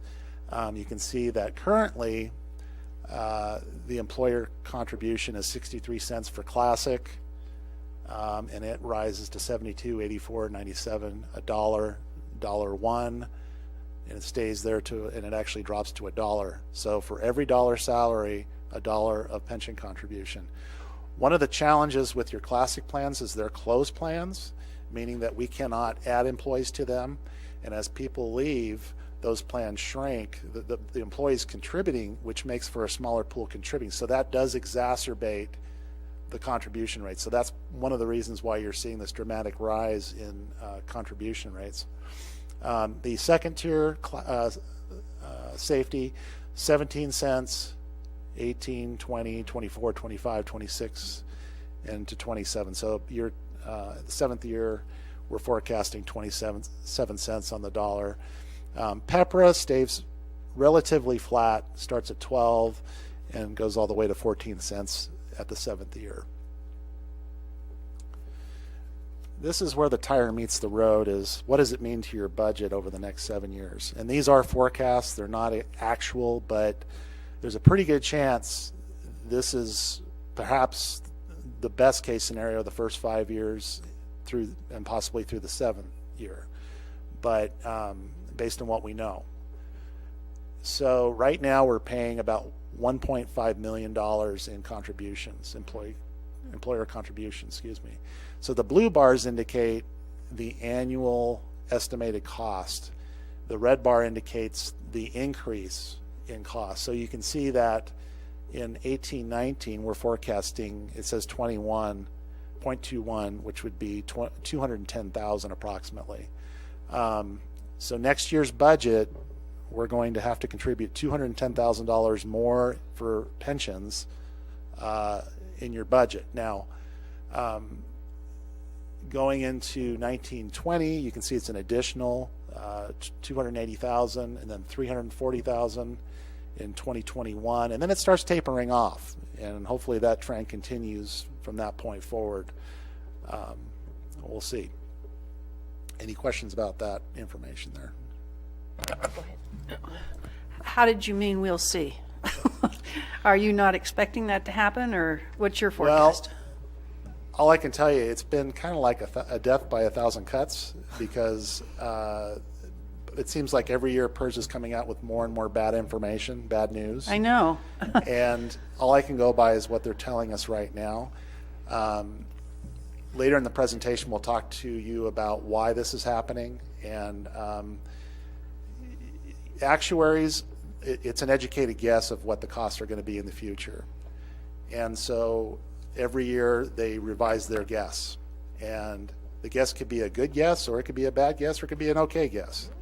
And so if we have several years with really good guesses, and we have good investment in, returns, we had the Great Recession, which our return on investment in 2008 was very bad. It was, and so I don't foresee that happening again to that extreme, but I can't guarantee it. You know, it's just so frustrating because these folks are really holding California in their hands, and they get the reports all the time. They see what's happening, and yet it seems like they're really not doing anything to placate it. I don't get it. It's it's been a slow process, and with the I know that's not your problem, but Yeah. I'm just saying, No, it's so dilemma. frustrating for us, you know, and then we keep, you know, all like these taxes we've had to pass and, you know, to keep us going and stuff. And yet this is, like Mark was saying, this is probably one of the most important things. This is why our budget keeps shrinking, that we can't afford to do. And folks need to understand that it's things like this that are causing us to not have money, you know? It makes it much more challenging to deliver public services, that's for sure. Absolutely. Yeah. Okay. Huh? All right. So the big question is, why are pension contributions increasing over the next 7 years? First of all, the investment losses in 2008, CalPERS lost $67 billion. To give you an example of the magnitude of that, the state budget, general fund budget, was about $100 billion at that time. So think about 2/3 of the general fund budget at the state level vaporizing, or you know. It was about a 27% loss in value. We talked about the discount rate, the assumed rate of return on investment that CalPERS assumes back then was 7.75. So if you take that, first of all, they lost 27%. They didn't make 7 3/4, so you have to add that 7 3/4 to that 27,000 to really capture the loss. So the effective loss was 34.75%. It would take 4.48 years at 7.375 to recover that, and that doesn't cover the compounding effect. So so that's one of the major reasons why your contribution rates have been going up and will continue to go up. The other thing is CalPERS has, they've been overly optimistic in investment income assumptions. We talked about the discount rate being too high. So they've slowly adjusted it from 7 3/4 to 7.5 to 7, and that helps. Employees are retiring earlier than they expected. So they assumed retirees would retire later. They're actually retiring earlier. Retirees are living longer than they expected. And so again, they're on the plan longer, which then costs more money. The future unfunded liability costs, in recent years, they have spread those costs over 30 years. Well, they found that by doing that, they're not keeping up. So they're reducing, matter of fact, the CalPERS board took action this month to reduce that period from 30 years to 20 years. So that also causes your contribution rates to go up.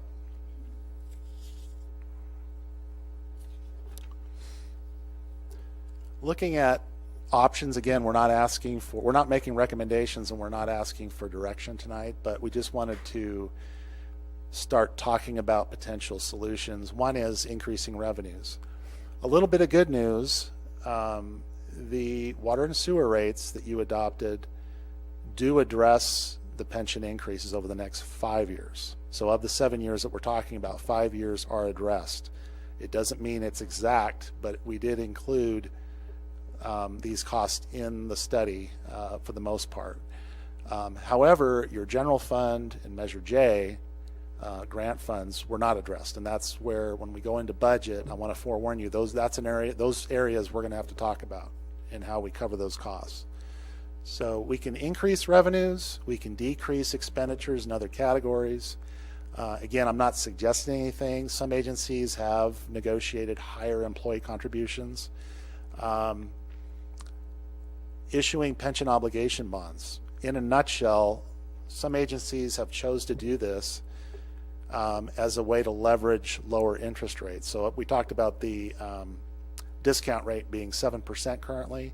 If you can float a bond for less than 7%, say at 5%, leverage the 2% differential, by paying down that unfunded liability at a lower interest rate. However, you got to keep in mind that once you issue bonds, that's real debt. That it's a much higher responsibility level, and if we ever had to liquidate that debt, it's much more of a challenge than dealing with the pensions themselves. So that's the reason why we've kind of shied away from those. But we wanted to make that, wanted to mention it to you. There is an option.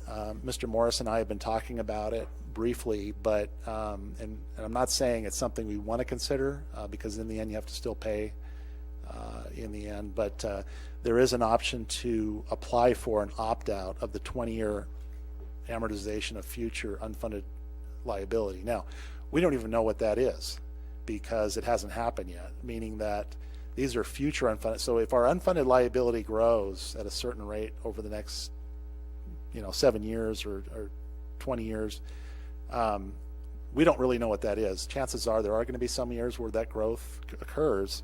We can choose to spread that over a longer period rather than 20 years, perhaps up to 30 years. But that's something we would have to apply. We would have to justify the need for that, and CalPERS ultimately would make the decision of whether or not we would be allowed to do that. So again, it's just an idea, planting the seed. State legislation, there's been, the governor has murmured that he's asked a court to consider the legality of adjusting pension benefits for active employees, which is currently not allowed constitutionally. And so there, usually it's the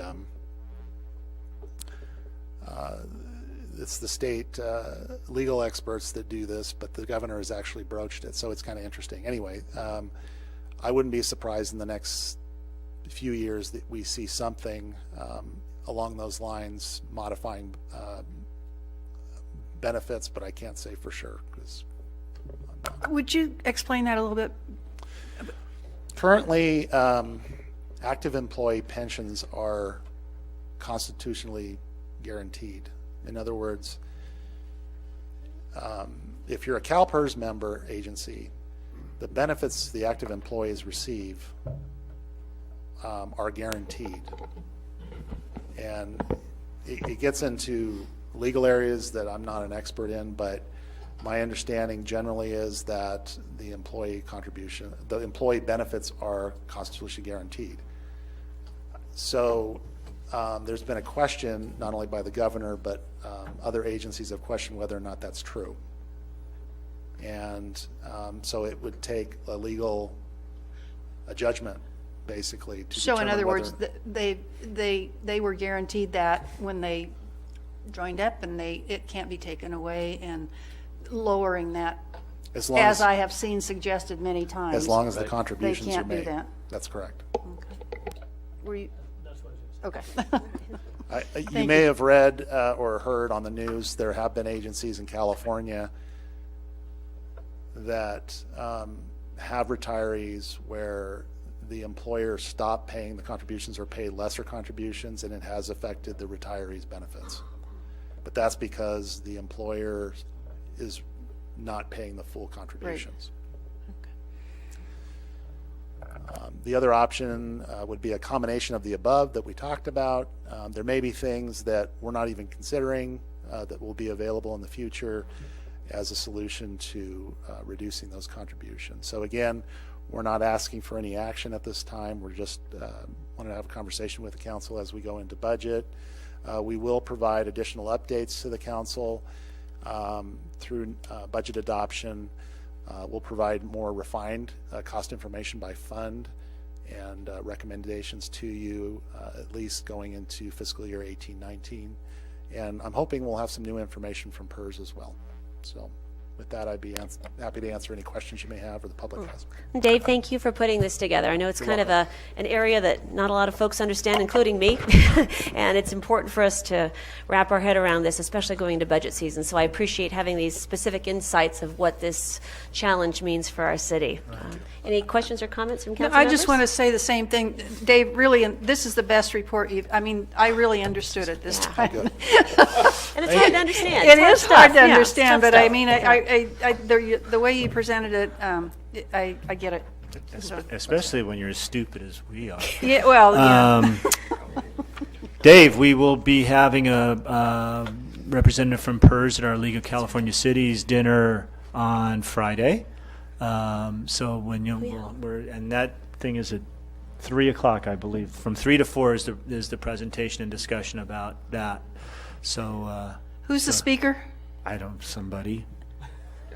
Well, I don't know. So the league's brought in. Some poor guy. Well, no, but it's somebody. I mean, somebody. That an expert. Yeah. An expert. They did. Yeah, they didn't. I mean, it's not just somebody we're pulling John's off. not talking about it. They didn't get the head of cafeteria services at the CalPERS building. No. They have a real live actuarial. I think. And it's going to be interesting because the League of Cities has been doing a lot of research and a lot of work on this. So anyway, you may want to drop by and have.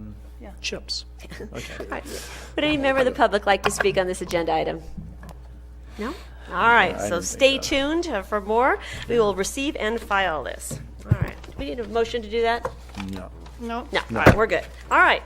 Let's move through these. Item 12.2, consider a resolution opposing the repeal of SB1, the Road Repair and Accountability Act, and consider a second resolution supporting Proposition 69, the June 2018 constitutional amendment to prevent new transportation funds from being diverted for non-transportation purposes. Mr. Morris. Thank you, Mayor and Council. This is something that came to us from the League of California Cities asking for the city's support for these two items. I think most of you are fairly familiar with SB1, the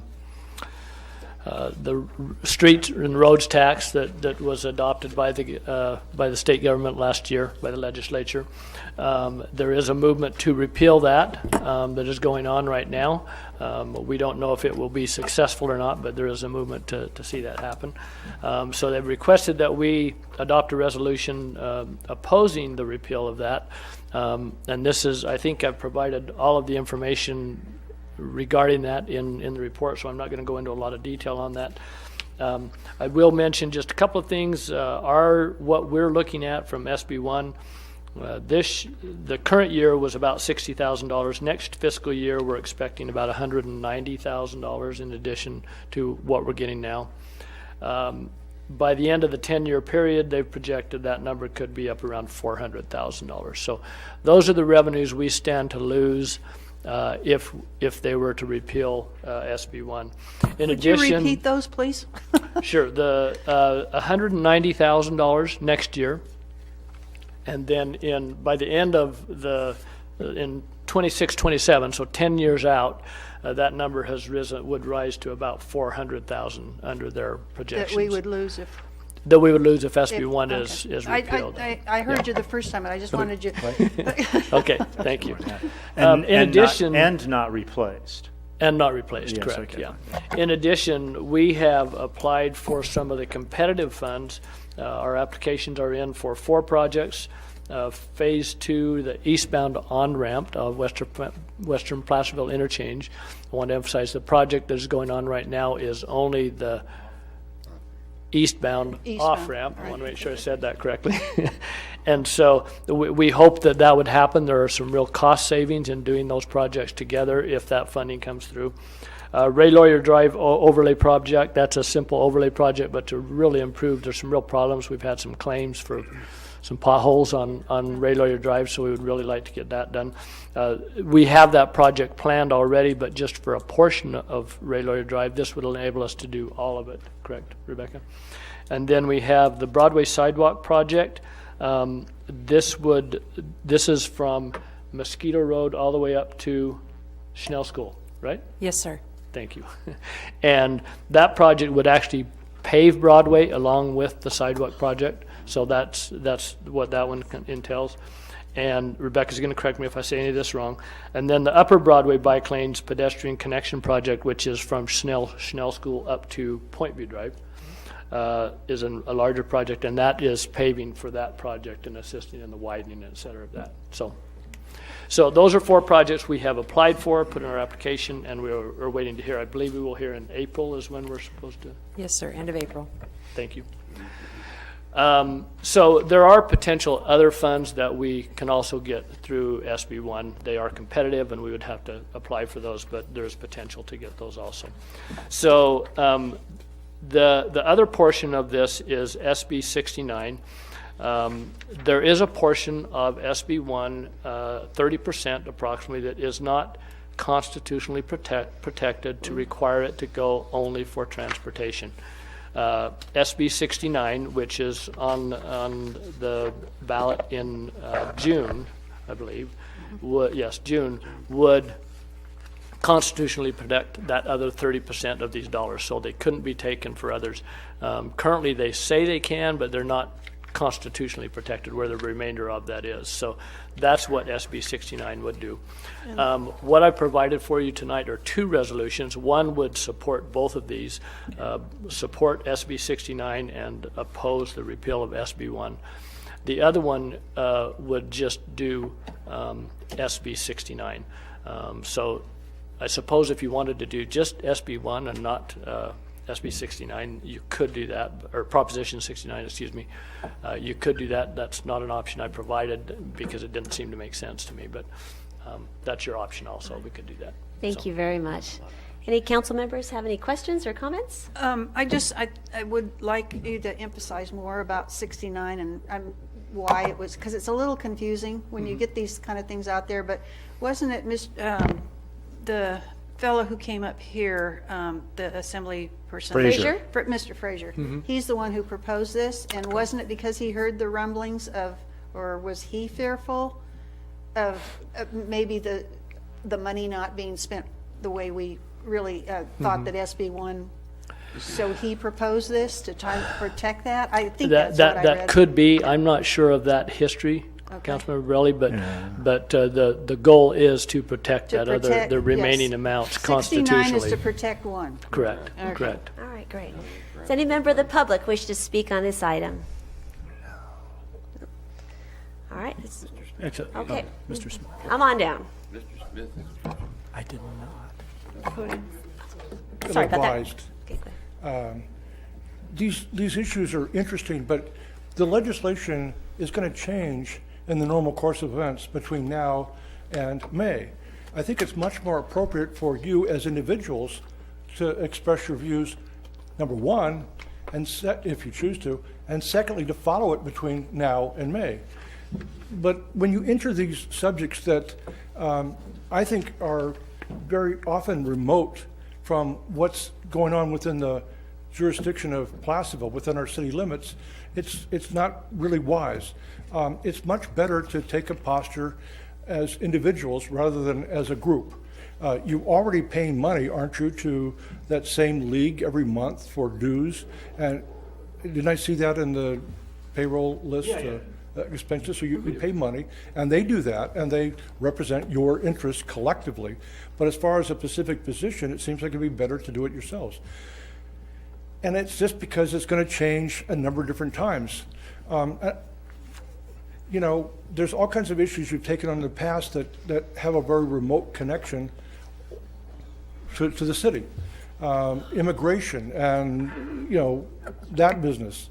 It had nothing to do with sanctuary states. It didn't mention a sanctuary state.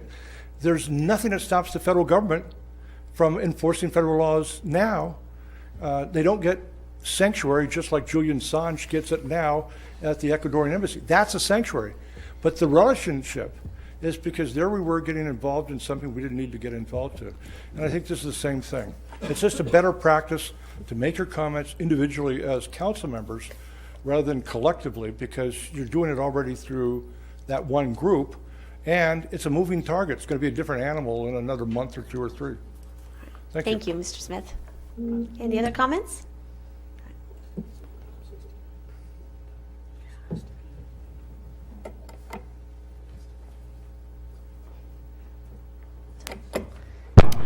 Sue Rodman with the opposing viewpoint here.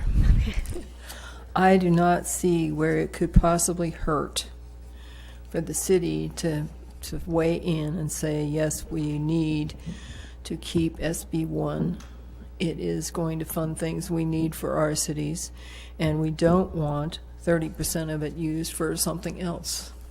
So I can't see, and for individuals, yes, all of us as individuals should also weigh in with our representatives and let them know this is what we believe. But I can't see the problem for the city to write a letter. It doesn't take that much effort, and it certainly says we as a city see a problem with this if you repeal it, and we see a problem if you spend the money where it's not supposed to be spent. Thank you, Sue. Any other comments? All right. We'll close public comment and bring it back to the council for comments and action. This may be one of those rare moments when I agree with Kirk. I think this is an interesting conundrum because on the one hand, SB1 was an imperfect tool, but it was the only one that came forward that got support, and that's because one tribe controls things in the legislature and the other tribe has absolutely no influence on it. The other tribe has an idea that is unimplementable, and so when they say, well, we have an idea, and they show it to you, you go, well, that's fine, but that's not, A, you don't have enough muscle to make it happen, and B, it's unimplementable, so you kind of have two bad things. It's the only thing that's available to us, but I do wonder sometimes about things like SB1, which I know around here is fairly unpopular, if we would actually be I mean, I agree with Sue. This is the money that's there. SB1 was an imperfect tool that exists in time and space. If we don't get that money, we have a problem, and it provides us access to other money. But, you know, you spend enough time in town here, the gas tax is not a particularly popular thing. So my personal feeling would be to kind of take Kirk's idea, and that is to do something about SB1 individually if we feel individually. Individually, I feel like SB1 is the best of some kind of not great alternatives, and it exists, and I can support it. I'm not so sure, though, that the city's position ought to be that, because I'm not so sure that the city itself, the folks out there, would support it. Now, that's just me kind of trying to guess what's going on.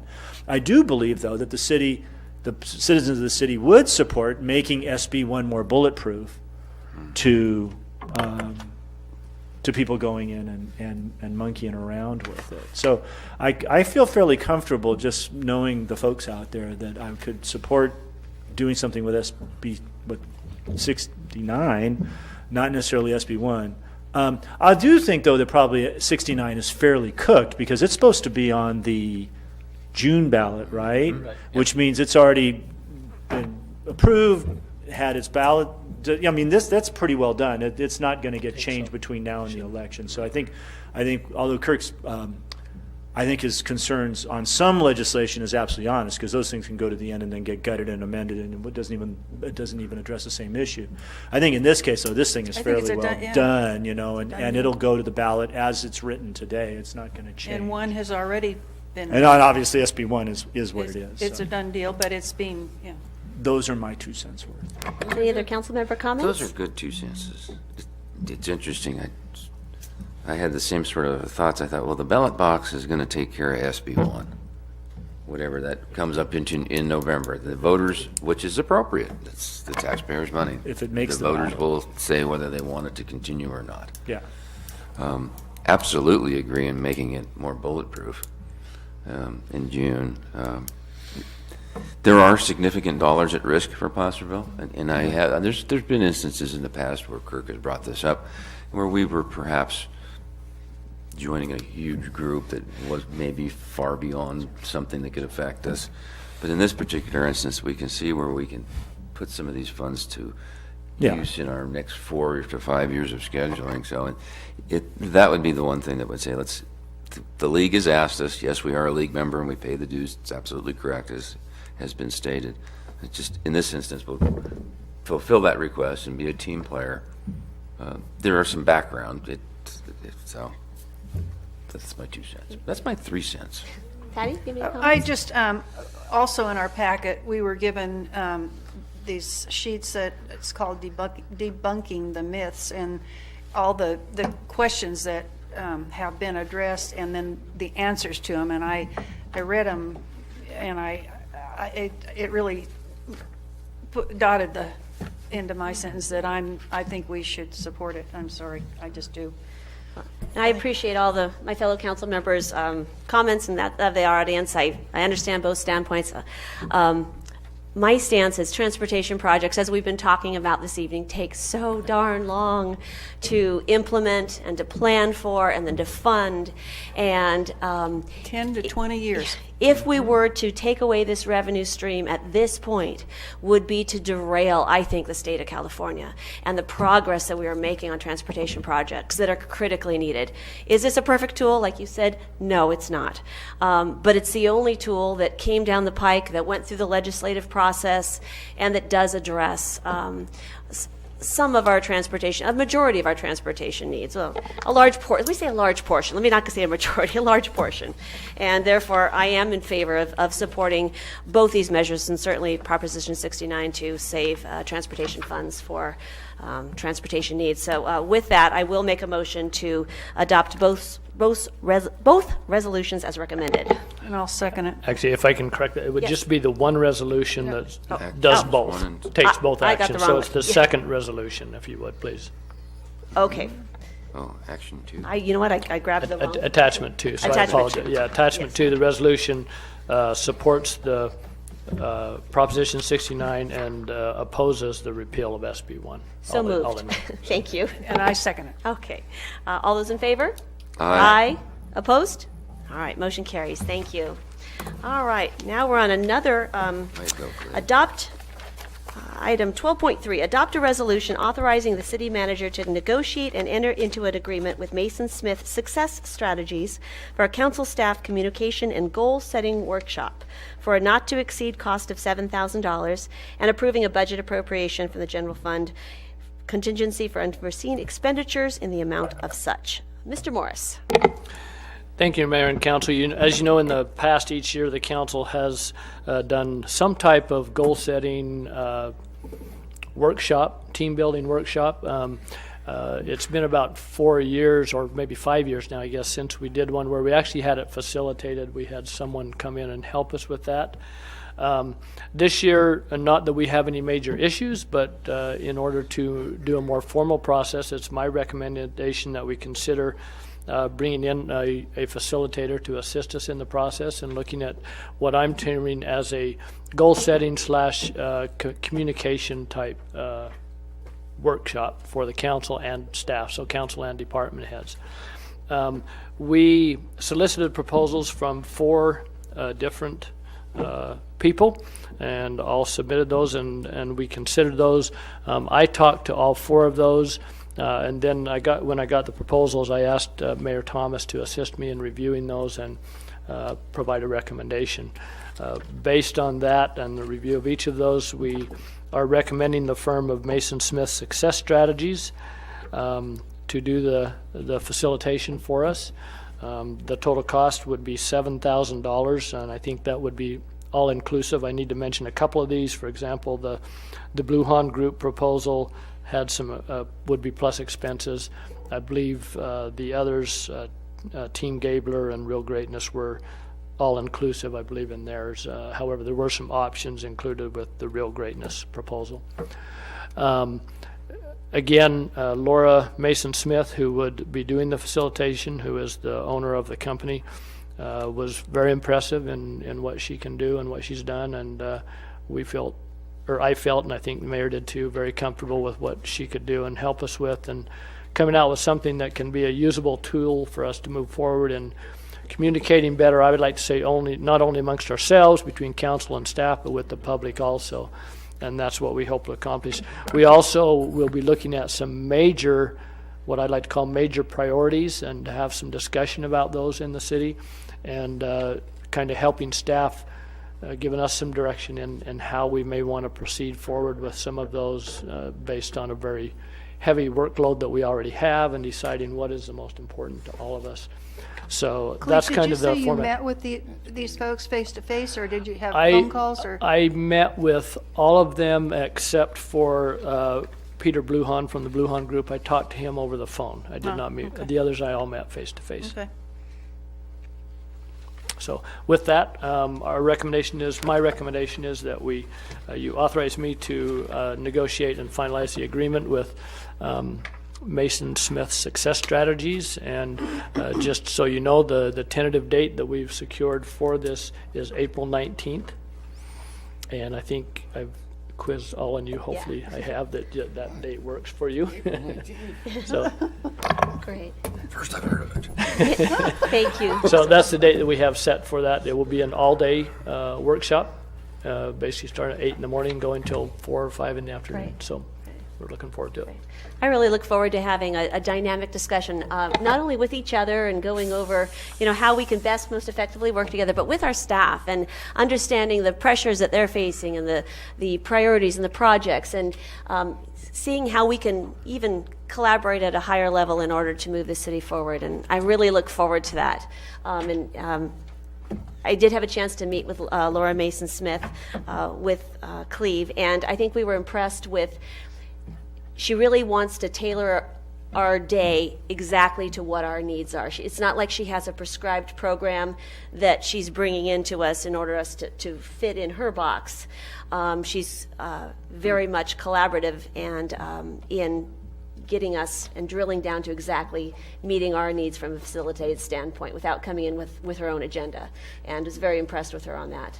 That's what a question I had is, do we give her any pre-information? Yes, each of the council members as well as the department heads will be participating in this will be interviewed by her prior to this, so she will get a personal interview with you to get your input first. Okay. So she'll have that, and that will assist also with kind of how we format and set up the workshop. And that's all on the day of?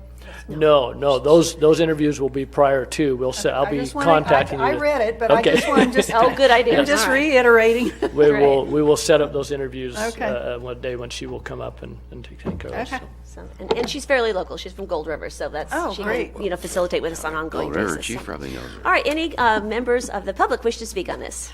Come on down. Come on up. Come on over.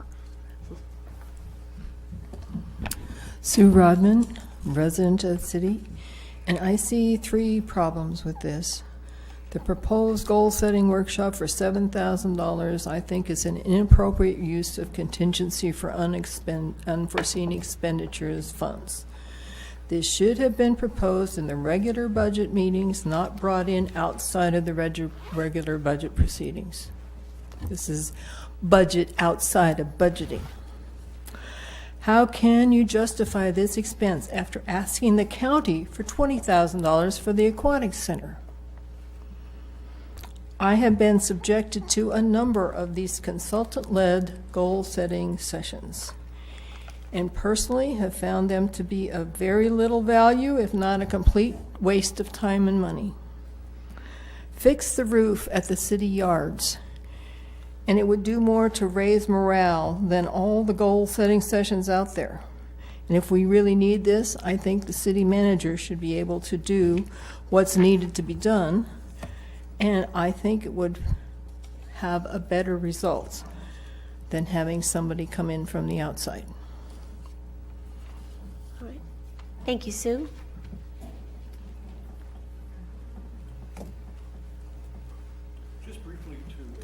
Can you come up to the microphone, Kirk? Yeah, just briefly to add to what Sue said. I've watched you, Madam Mayor, and Cleve Morris conduct meetings before, and you both do an exceptional job. You're just as talented as I would imagine anybody in that list could do.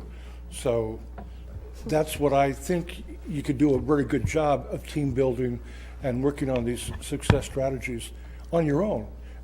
Following the same kind of format, frankly, they've done for you and outlining the agenda. But that's just my observations. I've seen you do it before. And you bring in somebody else, don't recall his name, who does a great job. But, hey, you did equally as well. So if you want to save some money, that sounds like a good way to do it. Well, thank you, Kirk. Anyone else? All right, we'll bring it back to council for discussion. Oops, I turned my own microphone off. Oops.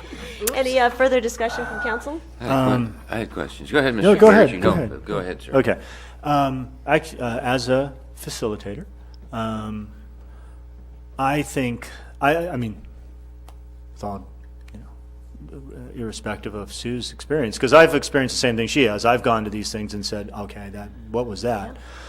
If they're designed well and if they're well run, you can actually get a lot of value out of them. You can't really facilitate a meeting you're supposed to be participating in. It's almost impossible, because you have to be able to, you have to engage, so you're not focused on the thing a facilitator would do, which would, so the idea that Cleve, who is incredibly gifted individual, being the facilitator of a meeting where he is actually going to be one of the major participants is almost impossible. I understand when we talk about budget stuff, I guess the question for me, and I guess for the public, would be, and I agree with the budgeting thing, but this is within the realm of it. It's not like we're asking for $70,000. No amount of money is too big, too small, but I think we could handle this. We run a $22 million a year enterprise, and I think it's not a bad idea for us to get together and have somebody help us talk about stuff. You can get very siloed into just running things, and certainly, dealing with emotionally charged issues and kind of sometimes lose the forest in the trees. I personally don't have a problem with it, not just because I'm I'm a practitioner. But also because I know that if it's done well, it can have tremendous value over the next few years. And it's not like it's something we'll do every year. Yeah. And it hasn't been done for a while. 5 years. The other thing, too, is, and this is, it's too bad the Facebook lady has left. You can become an echo chamber. You can start talking to each other so much you actually start saying each other's sentences. And sometimes you need somebody in the room to just kind of call BS and pull you up. And so I think it can be money well spent. Unfortunately, Sue, lots of times it's retrospectively. You go to a meeting. I've also been to very, very well run, facilitated meetings like this, and I know, and I've been to a few more. You worked for the federal government. I mean, come on. We're not going to have back and forth conversations. The point is, I think it could be money well spent, and I think that I feel fine with it. But just to answer the question about having someone amongst us do it, it's almost impossible. You really can't. You can't have you. Well, you wouldn't. You wouldn't participate. You'd either facilitate or you'd participate, but you won't do both. Any other comments? Go ahead. You sure? Mm-hmm. Okay. I've kind of spent 30-some years in a big corporate world and went to a lot of meetings, and some were good and some were very, very bad. And so it is a crapshoot. Yeah. Be quite blunt. And I had the same concern. $7,000. We're still trying to get things fixed from last winter. $7,000 would do a lot. There's things that we need. That's not a small amount of money. So I looked at this quite seriously. Question for Cleaver or Mr. Warren is, do we not have in their current budget council training, an annual amount that's allotted to each council member? I know I haven't. I haven't spent anything that I know of. But none of us went. Well, Mr. Warren? Yes, you do, and I believe it's $1,000 per council member. Per council member. Right. But I'd have to go back and double check. And if I remember from years past, if we just carry that same amount over every year, we don't get to accumulate it. Unless we spend You don't accumulate it, but yeah. However, it has varied from year to year based on budget. It hasn't always been $1,000 per council member. Yeah, one year we had we had to team up to send somebody to Washington. Yeah. That's okay. You were good. You didn't send me to Washington. Okay. Oh, sorry. So there is money in there, and so if we were to make that commitment, is this where you were intending to take a portion of this $7,000? No. I see. The recommendation is $7,000 from the contingency for unforeseen expenditures, which before that item, that budget has $47,000 in it. So you're still well within your budget. Well, we still got half a year to go for unforeseen expenditures. That's true. Okay. And so I would say I would rather see that money come out of the council training. If I still have money. Since it's there, and then make up that balance out of. The other thing I'm concerned about too is if we're going to spend $7,000, I want to make sure everybody's there. Mm-hmm. All the council members, all the department heads. We really need to commit to this. We don't want to have somebody just, I can't do that, or I don't. the pre discussions and what have you, as the consultant prepares and does her information gathering. And so just my two thoughts. Those are my two Yeah, that would concerns. be a must. Take it out of the right spot and make sure we're all there. Give me that. Well, Cleve, you want to address it? Oh, sorry. I agree that I don't think we can do it in-house, only because I feel like we do it in-house all the time, really. and Oh, truly. yeah, I agree with that. And We I got it. think that bringing an outside person who's very experienced and, they see it from a different view, and I'm hoping that we'll get a lot of ideas from her, and I'm in favor of it. Cleve, did you have something to add to that? No, just at council's direction, if you wanted us to take some of the funding out of that training budget, and that's up to you. So, Yeah, that would be fine. I wouldn't, if I have a balance, I don't even know. All right. So do I hear a That motion? would be fine. The only other thing, there are organizations that do this kind of almost like nonprofits and stuff that actually do facilitations, and they don't necessarily charge you anything. But that's in the fuzzy part of my brain that I'm probably not smart enough to access anymore. So, and then there's folks. I don't want to. I already volunteered Bill Roby for a facilitation, and he still hasn't forgiven me for doing it. He's very talented. Yeah, and he might do it. Yeah. If you went to Bill Roby, and he's really good, he gets rave reviews on his facilitation, and he might do it. I'm just saying. But this is here tonight. What? This is here tonight. Yeah, I understand that. We'll make it work. I thought there was a motion. No. Okay, I'll move for that we pursue this and with the. Okay.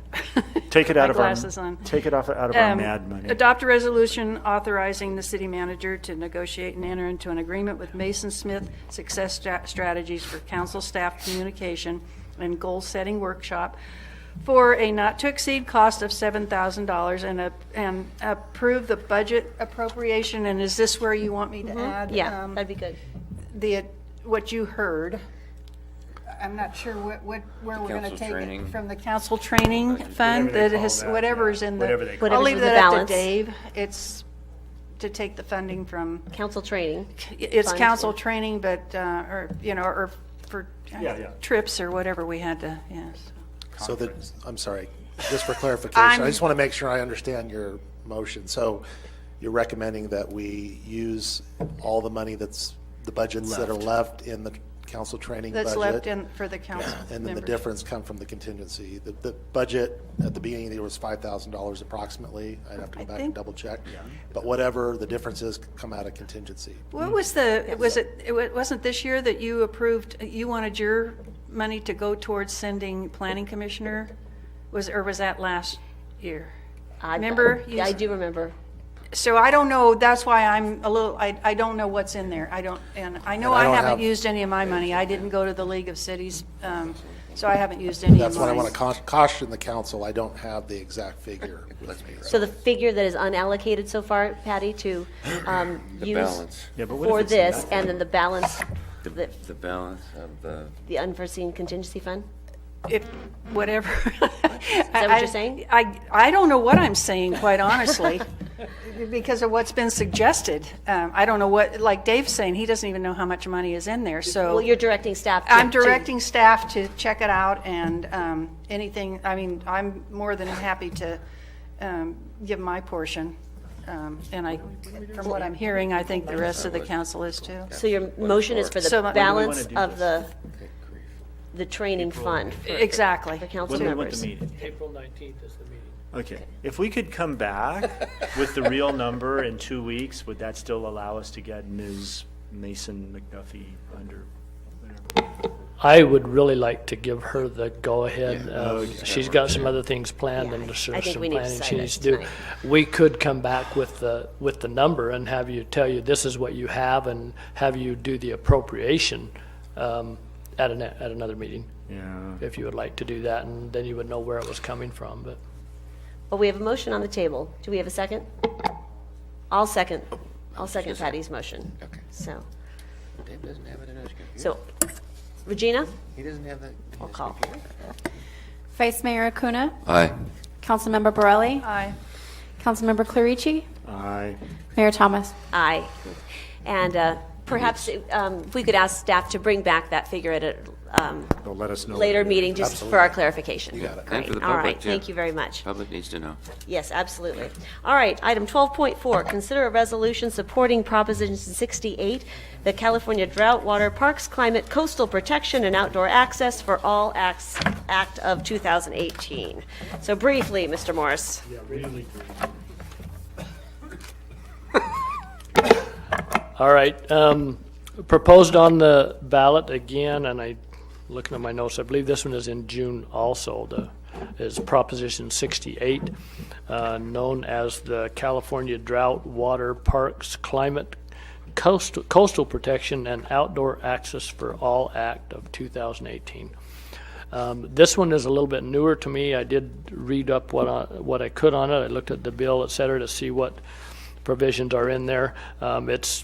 It's a lot. It's a very large bond that they want to issue to pay for various items. A couple of corrections I wanted to make as I did more research on this. As far as the city's portion, there is a minimum of $200,000. You noted in the report I put that I estimated our portion would be $52,000 if it were just on a per capita basis, but there is a $200,000 minimum. In addition, unless you are defined as a severely disadvantaged community, which we don't quite meet that category, there's a 20% match that's required in order to get your $200,000. So you would have to have a $240,000 project in order, and you would get $200,000 of that paid. With that, I don't have a lot more information. I did provide a sheet that shows what the numbers are as far as where it is designed, and I checked the bill or the proposition, and this is where they are showing this. Actually, SB 5 is the bill that it would adopt. And these are the numbers that are included in the bill and where they would come from. You can see $1.2 billion for park funding, $1.1 for water funding, and then $1.5 for climate and environmental protection funding programs. So again, that's about all the information I have on this one. I want to present it to you. If you want us to go back and get more and bring this back, I could possibly do that. So. All right, But thank you. that's that one. Any council member questions, comments at this point? All right, open up the public. Would anyone like to speak on this item?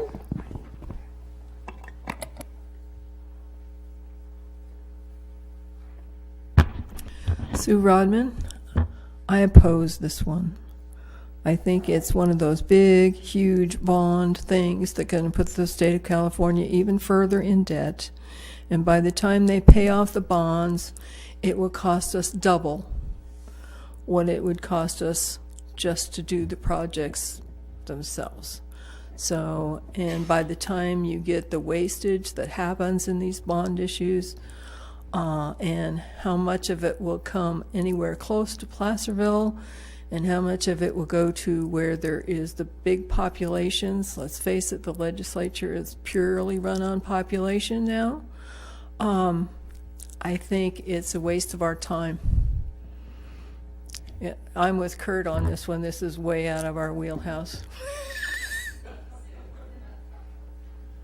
Kirk's getting a lot of love in this meeting, I'll tell you. Come on down.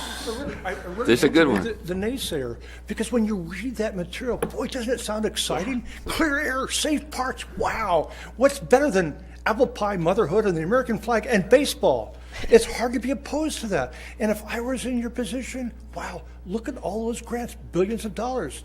The problem is, February is just about over. You got several months until the primary, and imagine the huge amounts of ads on TV about this proposition, and then you're going to learn the other side. And I didn't read it in the book. I went back to refresh my memory, and I didn't see the other side, but you're going to hear it in campaign ads. And it might not be what you want to hear, because no matter how attractive this sounds, there might be another side. Just lastly, I'll tell you about the Levitas Amendment. You wonder, what does that have to do with it? For years, there was this guy from Georgia, Elliot Levitas, who tacked on the Levitas Amendment, the congressional veto amendment, to every legislation around. hundreds of members would tack onto this because it sounded nice to your constituents. It sounded nice. Ultimately, the Supreme Court struck it down. It's like the Hyde Amendment. You kept tracking it down. Right now, it sounds good, but later on, around May, when after these millions and millions of dollars in campaign ads come out, you might have second thoughts. That's why I think it's just at best premature. That's all. Maybe it's as good as it sounds. We don't know because you haven't heard the other side. At least looking through the book, it didn't look like it. That's all. Just be conservative and hold off until you find out more, because you might get stuck in a position where you're on board for a proposition that just doesn't smell quite as nice a few months from now as it does now. Because I admit, if I were in your shoes, boy, that money, look at all those things we could get. It's like Christmas. But it just might not sound so good around May. That's all. Just a cautionary note. Thank you, Kirk. That's our closed public comment. I just wanted to add to this that we don't have a recommendation on this. This was just for your consideration. So this is your decision. Well, thank you for bringing it in. And Steve, let me tell you, we all support our park system. And I know this money sounds really enticing, and we all just really applaud all the efforts that our Park and Recs crews do to keep those assets just working well in our town. And I know it's always a struggle finding money. And it certainly is an area that we need That is needed. money, but this doesn't guarantee that we're going to get anything. Yeah. And at this time, I would like to remain neutral on this item, because I agree that we don't have all the information that we need in order to know what all these things really mean. Like what is the Clean Water Act? What are the Seems to ramifications? me that all And this so- is already, we're already paying a lot of, money into this. It's like this is a duplication of a lot of stuff that we've already got going. No, Well, any other comments? Good comments from the public. Yep. Well, and Sue agrees with Kirk. one of the one of the driving forces for this thing is a couple of reservoir projects, because it says the drought water, and I believe one of them is Temperance Flat, which is above. Is it the one? Oh, down the way south reservoir. I forget the name of it now, but that's one of these projects. The challenge I have with this particular one is it's just a cobbled together of all sorts of things, and you're like going, okay, what exactly are they trying to do? Right. Once again, though, I'm going to actually coin a phrase. We can employ the Smith rule and endorse this on our own. Or maybe, as was suggested, it comes back with a little bit more meat at some point between now and June or whenever the primary is, and we can support it. I don't think it's worth our staff's time to do Not that. right this Nope. second. Well, you know what? Charles and the League of Cities is coming up here. We could ask him. We can ask him. They know everything. Yeah. Yeah, that's a good idea for us to look into it on our own and to I don't get see some more the- information on I it. do not see the connection to Placerville at this time. So do I have a motion? I'll move to take no action at this time. I'll second that. All those in favor? Aye. Aye? All right, thank you. All right. Any council reports from other agencies? Transportation, we haven't had meetings yet? Meetings are Thursday. Yeah. LAFCO. We meet tomorrow. All right. SACOG? Next. Coming up. Thursday? No, next week. Okay, next week. Next Monday is I'm not on transportation this year. I'm on the GRAPA, Government Relations.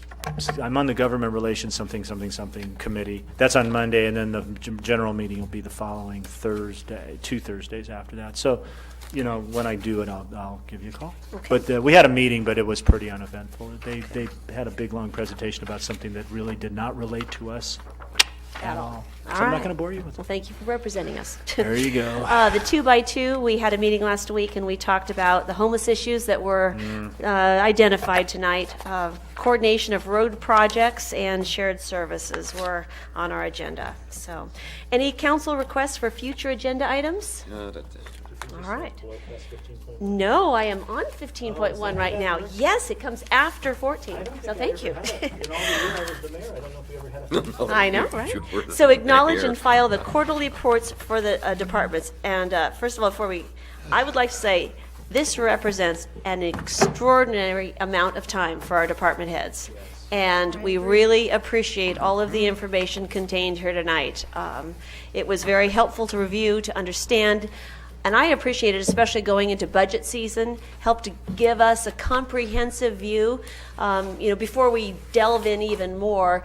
But it was very helpful to that. And we all appreciate your time, because I know you don't have a lot of time, and this represents a huge task. It's an eye opener. Yeah. To when you read all this, this is something that probably the folks in the public, and I know our agendas, out there, and they can check it out, and it's just amazing what our folks do. I So- agree. I would like to add one thing, and I don't know if this spans multiple departments or not. I would like to include on here how many public records requests we get. Oh, that's a good idea. And those come through the city clerk's office. So we Okay. can, Just let's start doing that. In the spirit of,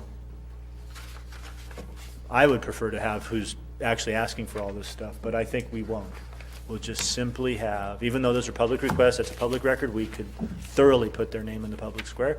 It's not important. I think, though, we should know how many of these requests we get, because we have very limited staff time. Sometimes they're totally valid and very useful, and sometimes I think they just do it to gum up the city machinery. Anyway, I'd like to know. Thank you. I think these reports help inform us as a council the Yeah. impact that our staff is dealing with. So as we're, Yeah. considering future agenda items, we can be very aware of the workload that our staff is Correct. carrying. I And agree. public records requests is one of those. I agree. I would like to bring something up. Go ahead. I'm sorry. Go ahead. Very Vice briefly. Mayor Acuna. Thank you, ma'am. One thing I would like to do is, when we do this quarterly, is move it up in the agenda so that the public, who hopefully will be attending in the future, will have an opportunity to hear and see what the staff is really dealing with. See the number of police calls, see the number of permits appears issued, see what Steve and all his Park and Rec folks are up to. So I thought that was really great.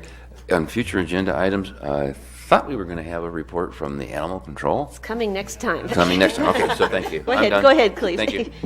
No, I thought we were too, actually, and I have not received that yet. That and our fire department report also we'll have for you. So That's the one I was going to Those ask. are the guys in the red trucks. yes, We don't get a lot of paperwork, but they drive the red truck. They've got really shiny red And trucks. before we acknowledge and file these quarterly reports, I would like to throw something out for council consideration. In light of the workload that our staff has, especially going into budget season, the next report would be due in May, which is right in the middle at the tail end of our budget season. I think they would have the same impacts if we do these semi-annually. I think asking our staff to do this quarterly represents maybe too heavy of a lift. I'd be okay even with annually, but semi-annually helps us, make decisions throughout the year, and I just throw that out there for council consideration. Okay. I'm fine with it. How do you feel about that, Vice Mayor? I don't know. Look at them. If the documents are built, I used to have to update stuff all the time, monthly. And you get the document built, and it's pretty easy to plug in the current numbers. But I don't know what our department heads are faced with. I did ask the city manager about that today, and he said it is still a pretty heavy workload to compile these documents. A lot of handwork. Yeah. a lot of this is handwork, and what I mentioned to Mayor Thomas when I talked to her is that we are including in the budget a work order complaint tracking system. It's a software program. Lots of cities had it. It also allows citizens to use an app to register or ask for make a request for whatever. But then it's tracked throughout the process. All the departments get it. And so it will, if that is approved, and we'll see when we get to budget time what happens, that could ease the process somewhat, and because it would also do reports for us, print out reports for us and tell us some of that information. But so there is some of this work that currently is being done manually, that would ease the process somewhat. So. Can we maybe before we decide how frequently we want to see these things, maybe we could go through each one of these. I started to make some notes because there were things on there that I thought were interesting, but I don't know if they were necessarily helping me understand. They were just like, oh, and then we filed. So pare them down a little maybe bit. pare it down and maybe refine it a little bit, and then that way maybe we can still do the quarterly, but we're not asking for as many things. So anyway, that would just be a suggestion. We can even bring this back in our council workshop. Yeah, Yeah, cool. there There you you go. go. There you go. There you So- go. All right. So it might make sense to have the next one in July after budget season. Yeah. And Yeah, then the that's next fine. one in January going into budget season of next year. There you Yeah, go. that's fine. Does that work for the council? Well, let's see what comes out of our workshop. Let's, yeah. Okay. Because I agree with Councilmember Clarici, there's things that could have been. Sure. There were just things in there. Yeah, that I and thought, they oh, make well, everybody I know there they do that. Yeah. and just. But is the council okay with having the next one in July? And Yes. skipping the one in Yes. May? Yes. Mhm. Yes. Okay, Yes. great. Yes. That's Just- great. All right. And we know how much our staff will appreciate that. One thing on I'm moving the ball down the road. Are you getting off this agenda item? Yes. We just need to ask the public comment. Oh, Just I'm repeat sorry. it. Does the public any want to comment? Public wish to comment on this item? Then we'll get back to you, John. Just a brief suggestion with reference to the. Come to the records microphone, please. Come on Thank up. you. Just a brief suggestion with reference to the records request, because I recognize it can be burdensome. I believe what the county does is that they list records requests that have been made. So for example, when one constituent earlier mentioned that he'd made records requests related to Clay Street, chances are I and other people would be interested. So if there was something on a website that mentioned 10 items requested on that subject, and then I think, well, what about 11th item? It might avoid duplication, quadruplication, et cetera, if that was on there, so that we don't burden the staff by making multiple requests about the same darn things, or, maybe refine our requests. But that might cut down on your workload. I know there are lots of requests I want to make, but haven't gotten around to yet. And that just could streamline it to know what's already out there. I don't know. You know the administrative task better than I do. That's- Do we Thank already you. do we already do that? So say for example, if person A comes in and says I want everything about this, and then person B comes in like 3 weeks later and says I want everything about the same thing. Do we tell them, oh, here you go, because we already gave it to person A?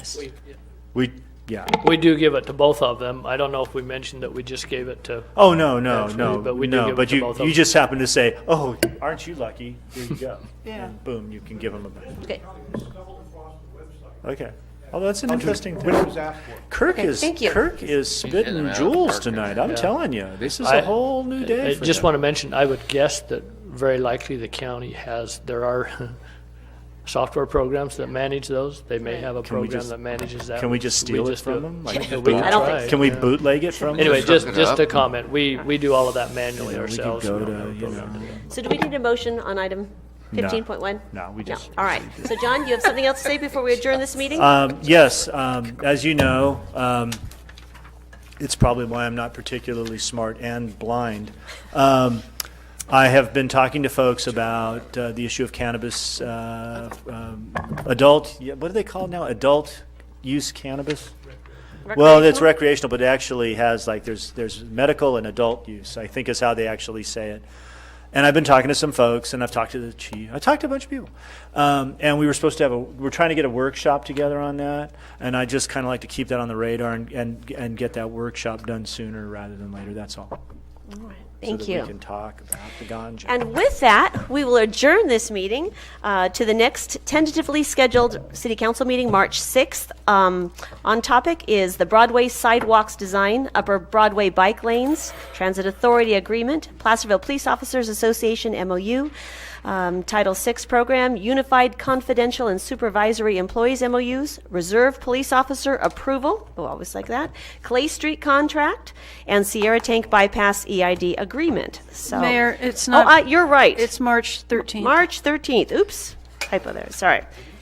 I said upcoming items March 6th. So next council meeting will be held March 13th. Don't come on the 6th. We won't be here. So with that, thanks for being with us and good night.